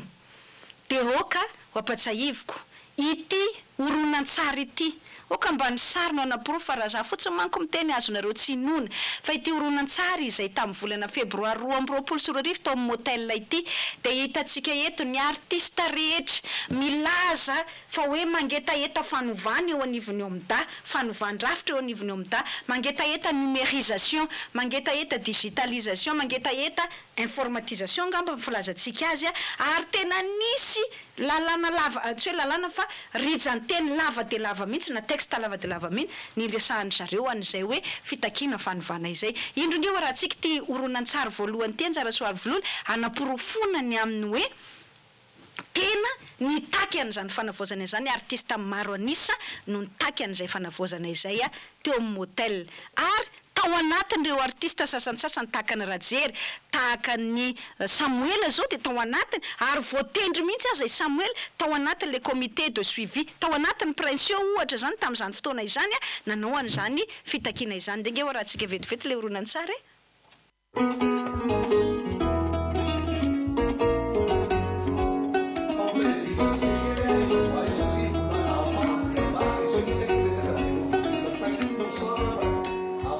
Ny 10 febroary 2024 teo ny fivoriana niarahan'ny mpanakanto maro niresahana ireo fitakiana fanavaozana eo anivon'ny OMDA. Mariana trano fa ny fivoriana izay natao dia fitakiana fanavaozana ara-teknika sy fangaharana, ara-pitantanana ary tsy misy ifandraisan'ny resaka politika na ihany koa ny fanesorana na ny fanendrenan'ny talepitantana teo anivon'ny OMDA. Tamin'io fotoana io ihany koa dia voafidy ireo izay andrafitra ny komity tondrany ireo fangatana ireo eny amin'ny nivon'ny ambaratongam-pahefana isa-tokony. Le fivoriana tato androany dia zavatra nankitelo ihany no tena nidinihana. Anankiray voalohany dia ny famakinan'ilay document natao hoentina miasa iny zany hoe nijery ny antsipiriany rehetra tao zany dia samy nanome sosokeviny zay mahita hoe mbola tokony amboarina ny ohatr'izao dia nandinika an'iny zany dia vita hatramin'ny farany zay amin'le resaka satria iny le fanavaozana tiana atao amin'ny OMDA zany dia ny hoe le numérisation tena ingeza be ao anatin'le izy dia nivakina tamin'ny antsipriany lay anina rehetrarehetra tao anatin'ny sapitra rehetrarehetra dia vita soma tsara ary nahazo sy tena iarahan'ny rehetra manaiky no hoe tena mety ary azo ampiasaina anatsarana tsara ny fomba fiasa ny amin'ny OMDA amin'ny lafiny rehetra fitantanana lafiny fangalana ny vola sy ny etsetraetsetra zay zany hita hoe mety tsara zay ny faharoa natao tate satria ny tanjona dia ny hoe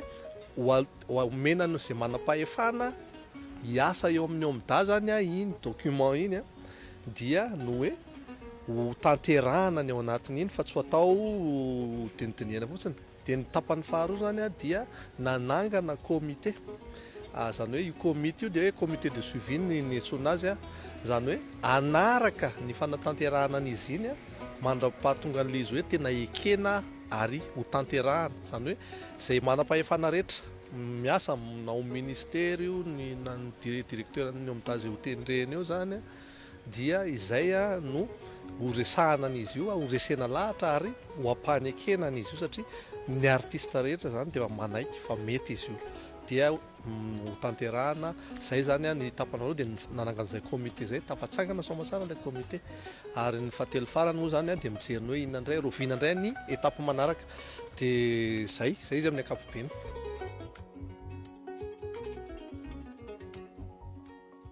Zava-dehibe zany ny fidirantsika ao anatin'ny tontolon'ny informatika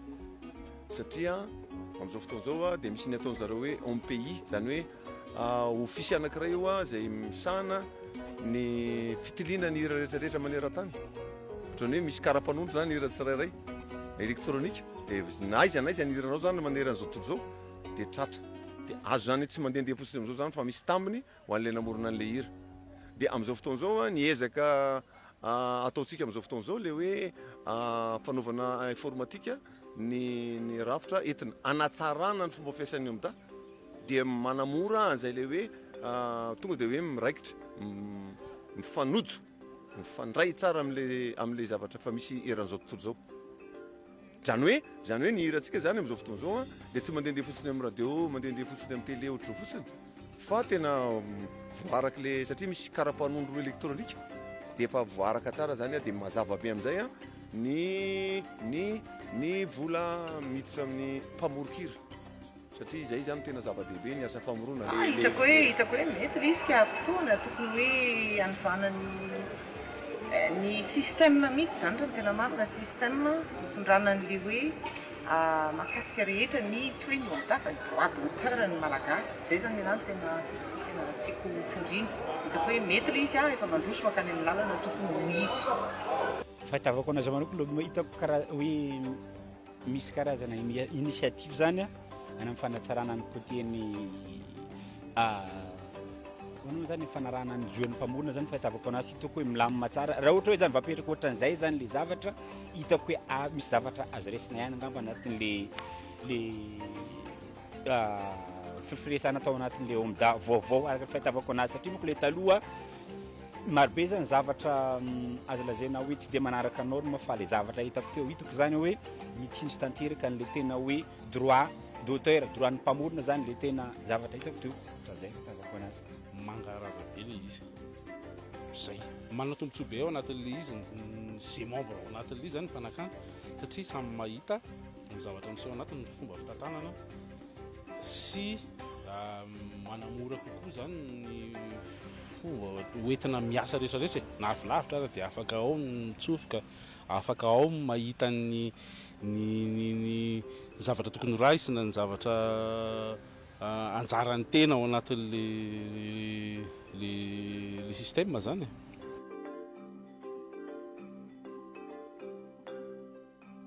zava ho azy satria ny tombotsoa inge ho an'ny mpamorona za zao mpamorona dia mazava tsy misy olona tsy mitady ny tombotsoany zany kanefa tsy hoe mampime tsy hoe ridicule zany le fangatahana fa nieritreretin'ny mpiketrika le izy hoe fa tokony hoe araka ny fiteny zay hoe normal kosa ranga zany zay le fitakinana atao normal fa tsy resaka hoe fiantana na fetsifetsena na hoe fangalarana sanatra intéressant be aloha izy voalohany indrindra faharoa manaraka izany mba manaraka ny fiainany fanatontoloana manaraka ny ohatran'ny any an-dafy rehetrarehetra ohatran'ny any an-dafy. Fahatelo ahafahan'ny artiste mivelatra kokoa, ahafahan'ny artiste mahalala kokoa ny valeurany sy afaka mametraka ny valeurany artiste tsirairay hitany eo zany hoe ny vokatry ny asa sy ny vokatry ny zavatra ataony. Sy ny resadresaka efa fanaovana anireo komity combattant be milay be dia be dia be ny zavatra mbola azo anatsarana, mbola azo atao anatin'io anatsarana azy kokoa. Tsy afaka niteny be dia be satria tsy mbola nisy fitenena hoe teneny le izy, fa mbola misy zavatra azo anatsarana azy tsara mihitsy. Zany hoe fananaiky daholo ny be sy maro fa milay io, fa ndao mbola atao milay kokoa noho io. Dia raha ho amanokana fanomezan-danja ny famoronana zavatra ngeda be avy amin'Andriamanitra zany raha ohatra ka hiretraka Andriamanitra kely zavatra goavana be zany ka raha misy miaro vao maika tsara. Ary le izy tsy ny tena rery no arovan'le izy fa zavatra mijanona mandramaty io ary voaro na ny zafy kely koa na ny zafy hafa koa mety afaka mbola azo ny tsirony amin'ny zavatra voaro apetraky ny izay génération zay fikambanana sy fiaraha-mientana ankehitriny. Milay hoe tsy maintsy manaraka n'izay resaka informatisation sy le hoe numérisation zay tsika, zay koa mety ho takiny any ivelany amin'ny hoe fandaharana iraisam-pirenena amin'ny droit d'auteur. Ka afapo amin'izay lafin'izay fa toyiny zany mbola takina satria engany mba ho tena hoe azo ampiarina eraky ny vila rehetra eto Madagasikara izy na ny ambanivohitra na ambony vohitra. Zay fotsiny zany le zana hoe ho mety ve le izy andrakotra ny Madagasikara ray manontolo ve io teknôlôjia io. Dia zavatra faharoa manaraka an'izany mila mijery ihany koa tsika satria fanomezana lanja be dia be ny asan'ny mpamorokira, ny asa famoronana zany zao fanatsaran'izao satria ohatrany hoe tsy misy, ohatrany tsy manakasiny, ohatrany tsy misy lanjany, ohatrany tsy misy dikany ny asa famoronana zany hoe ny mpanakanto dia lasa ohatrany hoe entina amalifaly sy ilaina ny mamalifaly eny tsy olana, tsy an'ny olana, fa lasa ohatrany hoe etam-barotra fotsiny ny mpanakanto sanatry iny zany. Fa nefa misy asa soratra, misy fomba fijerevana amin'ny fiainana, fomba fijerevana ny toeran'ny olombelona ao anatin'ny fiarahamonina, ny asa soratry ny mpanakanto zava-dehibe zany.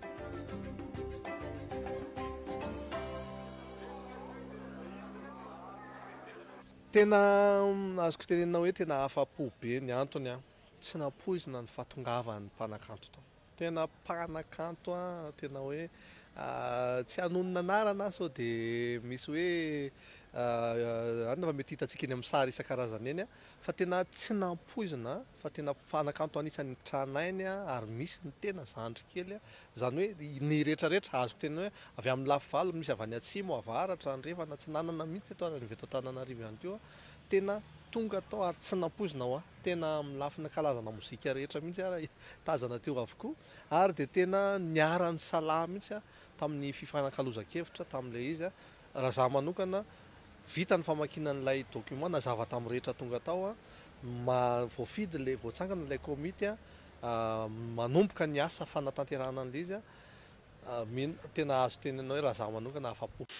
Inoronantsara iny hitantsika teo artista maro na avy any avaratra na andrefana na tsy nanana na tsy monjoro vavolombelona teo hoe mitaky an'izay fanovana izay. Dia ny zavatra nisy anjara soaly vololona dia ilay komity izay natsangan'izy ireo hitantsika teo anatin'ny inoronantsara teo no nanatitra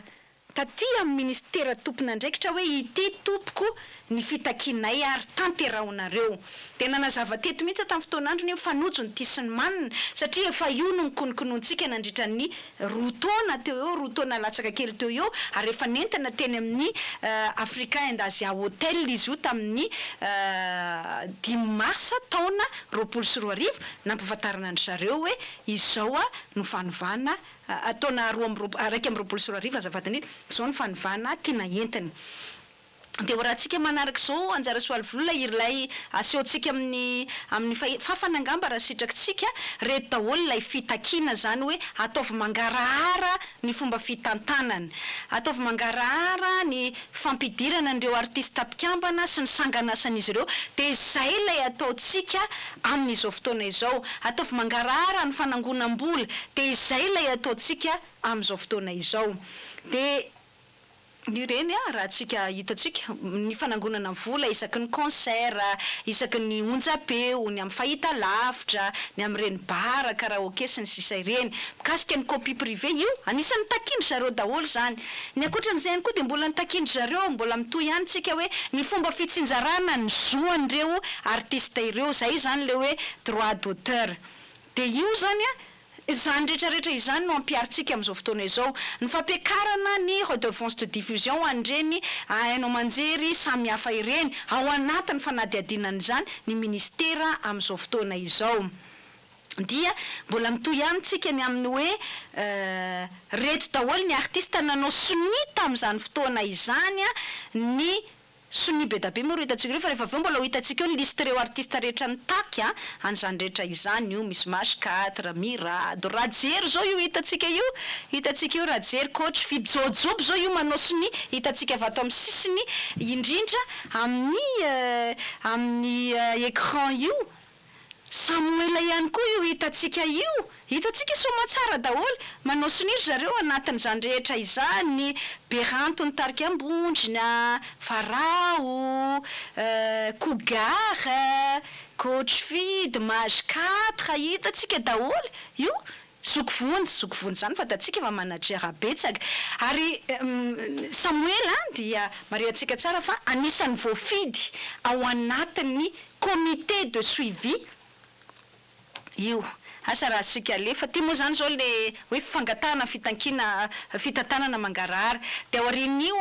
raha sitrakisika dia raha sitraka technicienne de alefa le hoe ity ary lay asa raha sika angezana kely ireto ny comité de suivi voafidy handrafitra ny komita anaramaso hitondra n'ilay fitakina eny anivony ambaratonga mpahefana isan'ny tokony de io laharana fahen'io tompoko i Samuela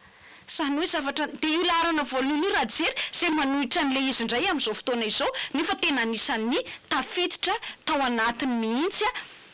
io zao ohatra fahatelo raha soanay vianitra na tarika ohatra zao ao anatiny olombelo riki ao anatiny Cougar ao anatiny reo hitatsika reo avy amin'ny tarika ambondriny io raha zavitry miranto io raha tsy mba taxe zany mpanao rap zany tafiditra ao anatiny zay zany Elidio zao laharana fahafolo tao anatiny comité io texte avoakatsika document io de avy any amin'ny artiste fa tsy avy aty amin'ny ministera de reo hitanareo liste ambany io reto daholo nanatrika ny fivorina androany tamin'izay fotoana izay lista be de manaraka azy ao le soni asika avoaka angamba le soni maro be tamin'izany fotoana izany hoe azadonona fa zao daholo ange ny artista izay nanao an'izany fitakina izany hitatsika manao soni io zao ohatra Princio io asika ange zany tiaviny aina Princio auteur compositeur interprète tafiditra ao anatiny soma tsara io zao rajery io amin'ny larana fa 2010 io zao rajery nefa izy indray no nanohitra n'izany zokovonjy Firmin Bacom sy ny sisa hitatsika eo daholo tsy liva zany hoe ny artiste rehetra no nivondrina nanao an'io fitakina io tamin'izany fotoana izany reny daholo ny ataotsika hoe fitakina nataon'ny artiste tamin'izany fotoana izany iny zany nazavy iny rehefa voaray amin'ny ministera iny de nidinihan'ny ministera mifanaraka mihitsy amin'ilay réforme digitalisation zay tiany ministera atao amin'izao fotoana izao tamin'izany fotoana izany ary ampiaritsika amin'izao fotoana izao de pirofony zany de etsy horatsika ny fanazavana entin'ny tale général'ny kolotsaina efa mampiaritsika amin'izao fotoana izao satria efa nanomboka tamin'ny voalohan'ny volana Jolay ka hatramin'ny faraka amin'ny 30 volana Jolay de mandray sika zany ny artiste tonga misoratra anarana hiditra amin'ilay plateforme amin'ilay ataotsika hoe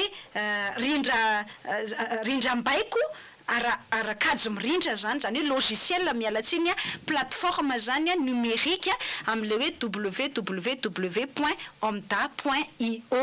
indro ny fanazavana izay entin'ny DG culture zany directeur général ny culture Francis Razafiarson mikasika an'izay fanavaozana titsika entina izay anazavako hoe amin'ny antsipriany zavatra tsara fa tsy zavatra ratsy mihitsy ny tiany ministera entina. Hitatsika ato zany ny fanaovana inscription na ny fisoratana anarana ho an'ireo voahiditra mpikambana eto anivon'ny OMDA. Raha ohatra moa zany mazava ho azy ianareo efa mpikambana amin'ny OMDA dia tsy mila manao an'izay inscription zay tsony fa ilay fidirana ao amin'ilay plateforme na ilay rindra mbaiko vaovao ndray kosa no anaovanareo inscription na fisoratana anarana mba ho tafiditra ao anatin'ilay plateforme digital ianareo. Rehefa mavita ny fisoratana anarana ndray kosa ny mpanakanto ny mpihira dia mametraka ny sanganasany eto amin'izareo reto dia arakaraka ny sanganasanao no vola alohanao mazava ho azy. Misy vola aloha foana natao amin'ny fomba teo aloha tamin'ilay fanaovana enregistrement na fametrahana ny sanganasanao tamin'ny fomba fiasany OMDA teo aloha ary amin'ity plateforme digital zay raha miasa amin'ny manova ity ndray kosa dia misy ny fametrahana an'ilay izy amin'ny endrika numérika zany hoe raha mbola tsy numérisé ny iranao dia ho numérisena ery rehefa avy eo ho atorantsika zay zavatra zay fa rehefa numérisé moa le izy amin'ny format zay mety amin'ilay plateforme dia tonga dia raisina eto amin'ity toerana ity ary eto ihany koa no mandray an'ilay vola saran'izay fametrahana ny sanganasa ao anatin'ilay plateforme digital izay. Averiko fa ilay mametraka ny sanganasanao dia 2,000 ariary isaky ny sanganasa no apetraka hoeto. Raha ohatra ka isoratra anarana ao anatin'ilay plateforme digital ndray kosa ianao dia 10,000 ariary no alohanao. Raha ohatra moa zany mazava ho azy efa mpikambana amin'ny OMDA ianao dia alohanao eto le vola dia apetraka hoeto le sanganasanao le tena izy io fa tsy lohateny fotsiny tsy soratra fotsiny fa ilay support mihitsy no apetraka ao eto mba ahafahana manao enregistrement le izy en ligne ho tafiditra ao anatin'ilay plateforme digital na ilay rindram-baiko ahafahanao manaraka ny sanganasanao hoe nandeha taiza tamin'ny radio oviana, nandeha taiza tamin'ny télé oviana, nandeha taiza tamin'ny réseaux sociaux oviana satria ireo réseaux sociaux ireo dia efa tafiditra miara-miasa amin'ilay major amin'ireo major dia ny universal musique izany sy ny virgin musique satria rehefa mandeha na ny États-Unis na ny Japon na ny France na ny Afrika ny iranao rehefa mandeha ka misy miklik misy mijery dia hitanao ary azonao arahana eny na dia ao anatin'ny telefoninao aza rehefa mpikambana amin'ity plateforme digital ity ianao. Eto ndray kosa no fanaovana ny numérisation araka nefa voalaza teo raha ohatra ka tsy mbola numérisé amin'ilay format mbola tsy voavadika ao informatika zany ny iranao ao amin'ilay endrika mapety an'ilay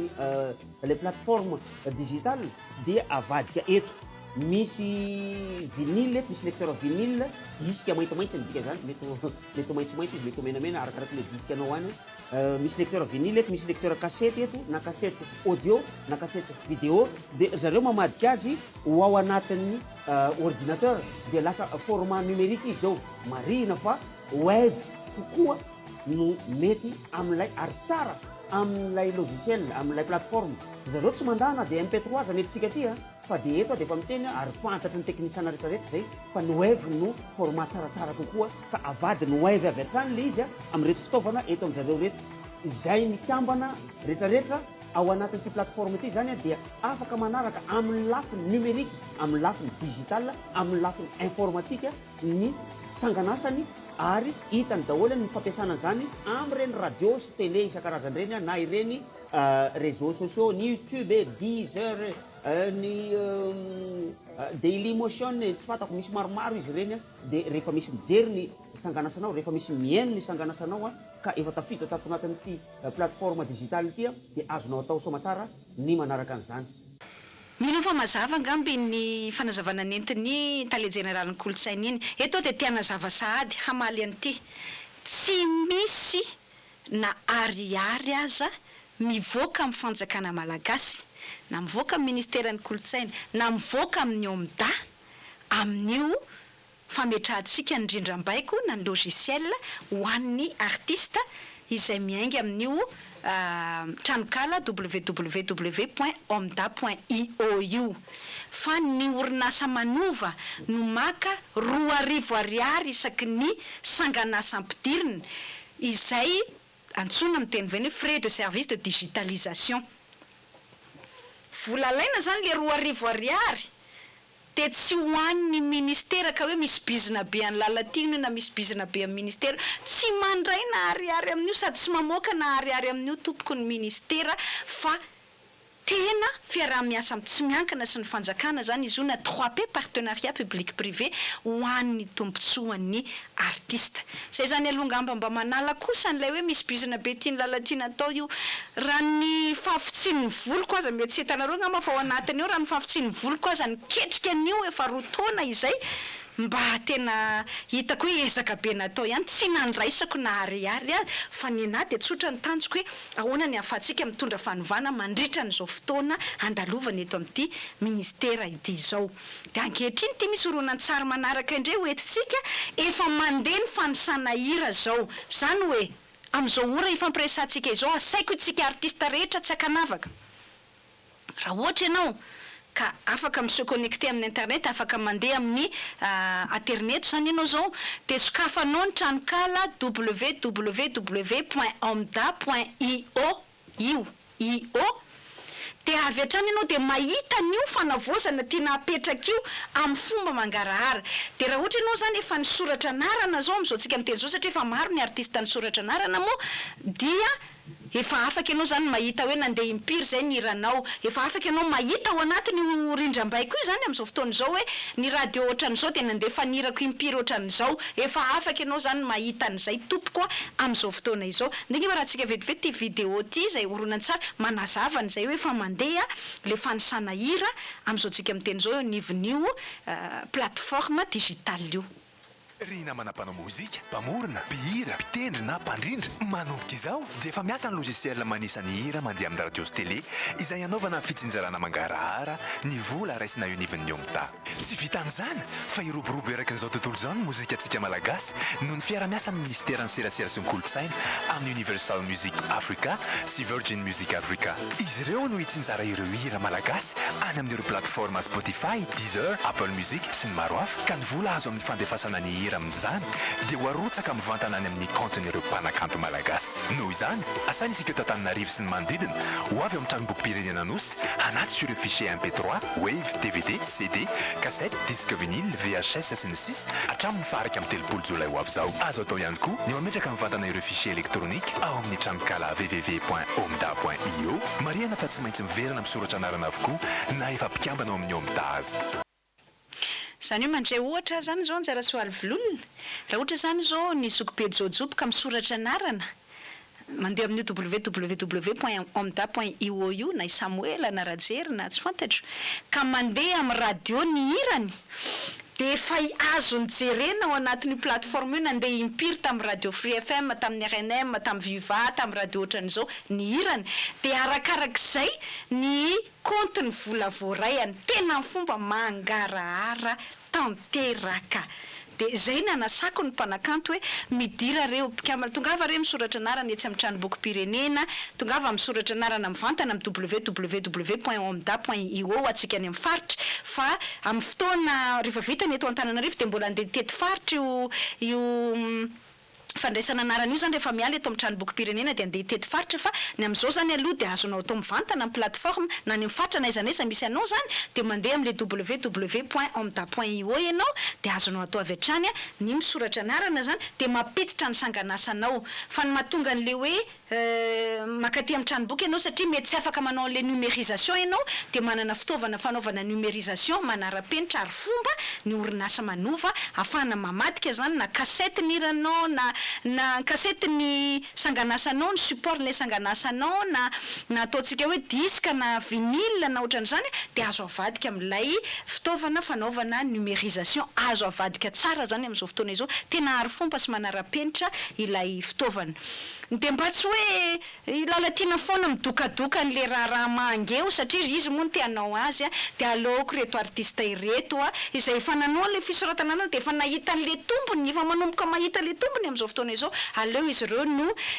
ijoro vavolombelona zany mba mitantara an'izay rehetrarehetra izay. Ohatra zao ny zokobe Henri Ratsimbazafy izay hitako teny amin'ny fanambarana tamin'ny Afakimala izy niaraka tamin'ny Samuel sy Jojoby, ny zokobe Henri Ratsimbazafy moa feno fanajany dia izy zany nizaniza miantso azy dia tonga foana izy fa izy afaka mijoro vavolombelona tsara mihitsy hoe ny soratra anarana dia nitondra ny sanganasany dia afaka mitantara tsara izy hoe tahaka an'izao ny tompony andrasany eo anatin'le izy zany. Dia izay rehetra izay ty horonan-tsary vitsivitsy arahantsika reto ity fijoroana vavolombelona ataona artiste maromaro zany mba handresy lahatra antsika artiste hafa ihany koa ho tonga anao an'izay fisoratana anarana izay sy hiditra amin'ny plateforme www.omda.io. Ripanakanto arovinjonao ary mahazoto ambiny mifanaraka amin'ny fampiasana ny sanganasanao. Ny hitako manokana zany amin'le resaka digitalisation ny OMDA, ny fiainana rehetra amin'izao efa numérisé daholo, efa digital daholo. Ny anton'izay dia hanamorena ny fiainan'ny olona rehetrarehetra zany hoe afaka atao any an-trano, misy ny internet moa zany. Dia zay na mampiditra manao inscription na mampiditra œuvre raha zao tsy voatery monsieur déplacé any amin'ny ville foana ianao ihany, misy ny embouteillage, misy ny zavatra maro mety hoe sady miasa ihany koa ianao ao an-trano dia efa mba afaka atao eo amin'ny internet zany le izy. Hoe tsy voatery makany amin'ny OMDA foana ianao, tsy voatery hoe tsy amin'ny tady parking be zay vao tafiditra le œuvre anao fa na any an-trano ary dia afaka tafiditra ny œuvre sy afaka mandoa anazy avy any an-trano dia zay tsy voatery mandeha makeny monsieur déplacé satria ho anahy manokana zao zay anisan'ny olako foana le monsieur déplacé makary dia ho anahy aloha zay nefa zava-dehibe. Ny zavatra anankiray aloha ny tena olako foana hatramin'izay teto anivon'ny OMDA dia ny tsy fahafantarana mazava ny fampandehan'le hira amin'ny radio, amin'ny télé sy ny ohatrany. Dia izay ny tena hitako hoe zavatra goavana indrindra amin'ity fanovana ity le transparence mihitsy zany ahafahanao manaraka ny isany nandehanana hiranao, ny fantatrao ary na hoe tamin'ny firy, tamin'ny radio inona na tamin'ny télé inona. Dia hitako hoe avantage be le izy manatsara zavatra foana moa tsika mampandroso foana. Dia izay aloha anany tena zavatra important indrindra hoe mba ahafahana manaraka tsara, mazava tsara ny nandehanany ny hiranao zany dia efa zava-dehibe zay dia efa hisorana sady tsika mitondra izay fanovana izay teto anivon'ny OMDA. Le tombontsoa nidirana amin'le OMDA digital tsotra be hoe mba ho international koa ny artiste gasy hoeno era-maneran-tany zany satria tsy voatery tsika samy malagasy ihany mihaino ny vokatra malagasy fa eraka izao tontolo izao koa ohatrantsika mihaineny zareo ihany koa. Par rapport amin'ny plateforme streaming rehetrarehetra tsy mandalo intermédiaire intsony zany ny artiste fa tonga dia intermédiaire ray ihany dia tonga dia eo zany hoe ho anay manokana aloha nandalo intermédiaire karazany efatra zay dia vao nandeha taty aminay ny volan'ny plateforme rehetrarehetra fa amin'ity izy tena tonga dia hoe direct dia zany hoe mitombo zany mazava ho azy. Izy ity moa resa-bola foana resahana dia mitombo zany ny gratification ho anay. Zay no anisan'ny avantage tena hitako hoe ngeza indrindra aloha ho anay tarika anay teksa manokana. Afaka naizanaiza leko dia afaka manaraka ny hirako rehetrarehetra amin'ny telefônina amin'ny finday ny hira rehetrarehetra hoe mandeha aiza ny sanganasako eo ihany koa na télé na radio dia eo ihany koa na ny resa-bola dia efa manomboka fantatro foana zany ohatrany hoe asolo foana ny volako hoe ohatran'izao ny volako mangarahara tanteraka zany le volanao ny asanao lasa tena mise en valeur be zany ny artiste malagasy. Amin'izao vanim-potoana ankehitriny izao efa mandroso be ny teknôlôjia sy ny zavatra ohatran'izany dia mba mahafinaritra hoe tsika eto Madagasikara koa maharaka ny fomba fiasa efa ampiasain'ny olona ny ampita any, manaraka ny fivoarana zany resaka hoe plateforme numérique zany ahafahana manaraka ny fivezivezeny sy ny fomba fiasan'ny sanganasantsika mpanakanto zany na any anatin'ny haino aman-jery zany, ny haino aman-jery tiana tenena zany hoe ny radio, ny télé na ny anatin'ireny plateforme digital reny ihany koa dia ahafahanao manaraka ny hoe impiry izay ny hiranao nandeha ohatra ny ahoana ny vola miditra aminao sy ny sisa sy ny sisa.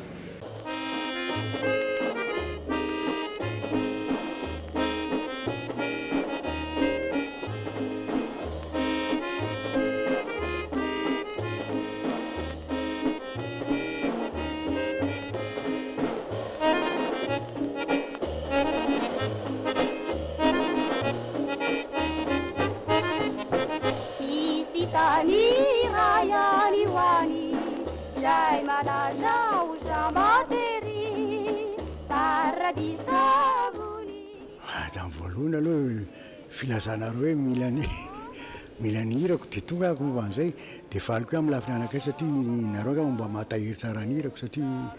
za tsy manana ny hirako rehetra fa tsy voatahiriko dia mila nareo ahy zany hitahiry azoko.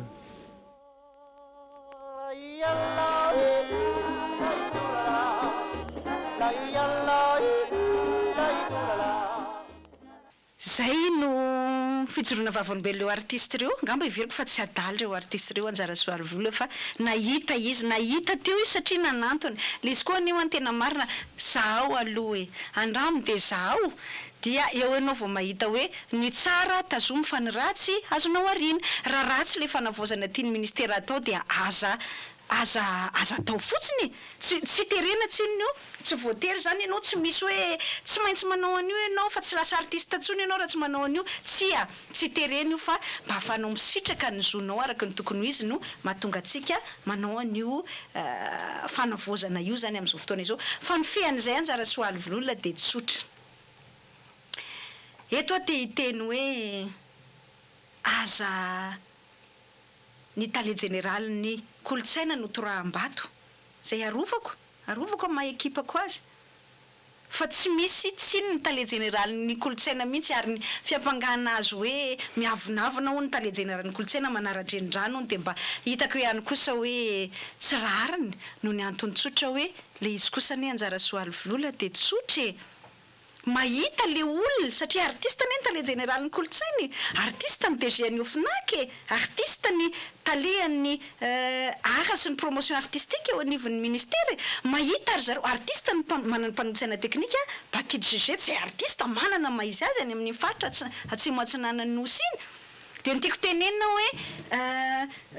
raha mahita ve le artiste amin'ny fotsy miangatra amin'ny maha-artiste azy hoe misy tombonao azy zay dia hotorahanao vato fa izy no fatsihanao amin'ny azy fijaliana satria izy miaraka amin'ny ministera satria izy miaraka na ekipa ny Lalatiana ngamba kosa ohatrany tsy rariny zay lasa nefa zay le anakianantsika ny mpanohitra foana raha toko hoe avadika eo amin'ny lafiny politika ary afaka miteny an'izay aho any zokobe jojoby anakianantsika ny mpanohitra foana dia hoe nareo lasa halako bika tsy tiako tare satria rehefa miaraka amin'ny fitondrana dia lasa mahazo tsiny daholo na ianao aza jojoby nenjehan'ny mpanohitra tamin'ny fotoana sasany satria hoe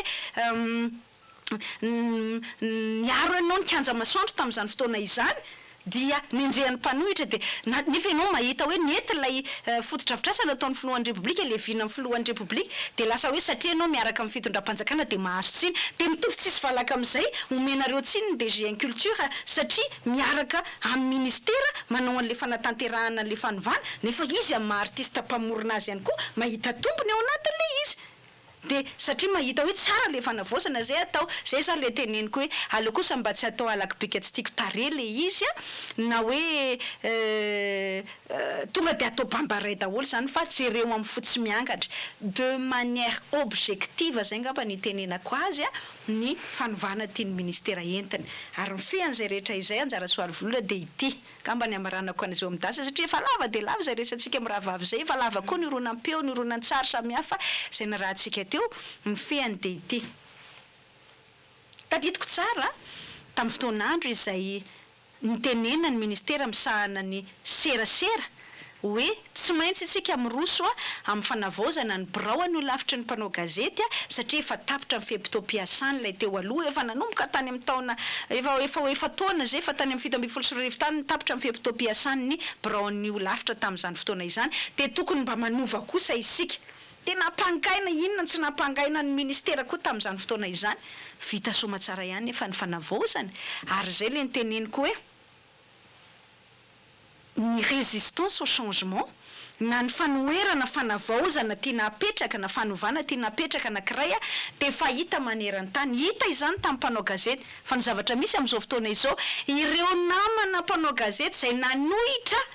an'ilay fanavaozana ny karatra mamatianina ho mpanao gazety sy ny fifidianana ny olafitra ny mpanao gazety tamin'izany fotoana izany zao miazakazaka mangataka karatra mampanao gazety matianina daholo amin'izao fotoana izao. Zay mihitsy ny illustration parfaite olo isika na tena endrika manazava amin'ny antsipiriany hoe misy foana manohitra fanovana tiana apetraka fa aty aoriana dia manaraka foana n'izany fanovana izany ihany. Fa hita manerana n'izao tontolo izao zany. Tsy omeko tsiny Zokobe Jojoba, tsy omeko tsiny Samuela, tsy omeko tsiny ireo artista vitsivitsy izay miaraka amin'ny zareo reo manohitra ny fanovana izay tiana apetraka eo anivon'ny OMDA amin'izao fotoana izao. Mila fotoana ny fanovana rehetra fa izao zay resy lahatra aloha ny manao azy a dia mahita ny tombony mendalana eo zareo dia za mino faniariana any mety tsy ara-pito, mety tsy afaka pito, mety afaka herintaona mihitsiny na mety afaka embolana tsy fantatro na mety afaka 3 volana rehefa ahita ry zareo fa tombony ho azy io dia iroso amin'io ihany izy ireo. Rehefa afaka mijoro vavolombelona ny artista efa nisoratra anarana miteny hoe dia nangarahara mihitsy ny fomba nikotina ny isan'ny iranaizany andeha tamin'ny radio sy ny sisa dia nangarahara ihany koa ny vola voarainay tamin'ity projet pilote nataon'ny ministera ity dia iry zareo ihany dia efa ho afaka andresy lahatra ny artista izay mbola manana réticence zany na mbola tsy mazoto zany iroso amin'io zavatra io. Zay le tenin'Andriamatoa filohan'ny République hoe si tu ne comprends pas aujourd'hui tu comprendras plus tard. Raha ohatra tsy azon'ireo artista namana manohitra azy ireo ilay fanovana tiana apetraka amin'izao fotoana izao, androany rampitso dia ao aoriana tsy maintsy ho azon'izy ireo. Ary ho porofony tantara fa zavatra tsara ny tian'ny ministera misahana ny kolotsaina napetraka tao anatin'ny fanavaozana ny OMDA io. Rary no afahita manerana an'izao tontolo izao ihazany résistance au changement zany, ny narana tany am-pianarana mihitsy zany, fa rehefa ela ny ela dia miditra ao anatin'izay fanavaozana izay ihany rehefa mahita ny tombontsoa hoentin'izany fanavaozana tiana apetraka izany. Zay ngamba mifehany zay resaka lavalava zay anjara soalovolova dia lava dia lava ndresantsika fa ankasitrahako ny nanjoinao an'izay hatramin'ny farany nefa mino kosa fa mba nahazava ny resaka rehetra izay fanazavana nentina teto mikasika ny OMDA zay. Tapitra ny fandaharantsika Tsy Ho Tompon-Trano Mihono tamin'izao zoma folakandro izao isorana ny fanarahana izany hatramin'ny farany ankasitrahana ihany koa ny ministra ny serasera sy ny kolotsaina sady mpitondra teny ny gouvernement. Dia mankasitraka anjara soalovolola, mankasitraka mpieno atsika, mankasitraka mpijery atsika, mankasitraka andreo onjam-peo raha vavy rehetra sy ny fahitalavitra rehetra izay nampitany ity fandarana ity tamin'izao tolakandro ny zoma izao. Mirary koa mirary farany herinandro mahafinaritra zato ho antsika rehetra satria efa manangasanga izay farany herinandro izay dia mame fotoana ho amin'ny heriny an'io tahaka an'izao indray isika. Manantena sy mino fa nazava ho amintsika artista ihany koa izay fanazavana rehetra izay dia mbola manentana antsika artista rehetra ho tonga isoratra anarana na amin'ny plateforme www.omda.io na anantona etsy amin'ny tramboky pirenena raha eto Antananarivo ianao sy ny manodidina mbola manana hatramin'ny faha 1 ny volana Jolay. Misaotra indrindra anjara soalovolola, misaotra ny teknisiana rehetra izay nampita nyity fandarantsika ity tamin'izao atoandro izao dia misaotra ny mpiara-miasa rehetra eto amin'ny RTM veloma samy tsara samy tahin'Andriamanitra. Tsy Ho Tompon-Trano Mihono. Tsy Ho Tompon-Trano Mihono. Iarahana amin'ny mpitondra teny ny gouvernemanta hitondrana fanazavana momba ny fandaharana asa-panjakana. Miara-manonja amin'ireo radio tsy miankina eto Antananarivo sy any amin'ny faritra.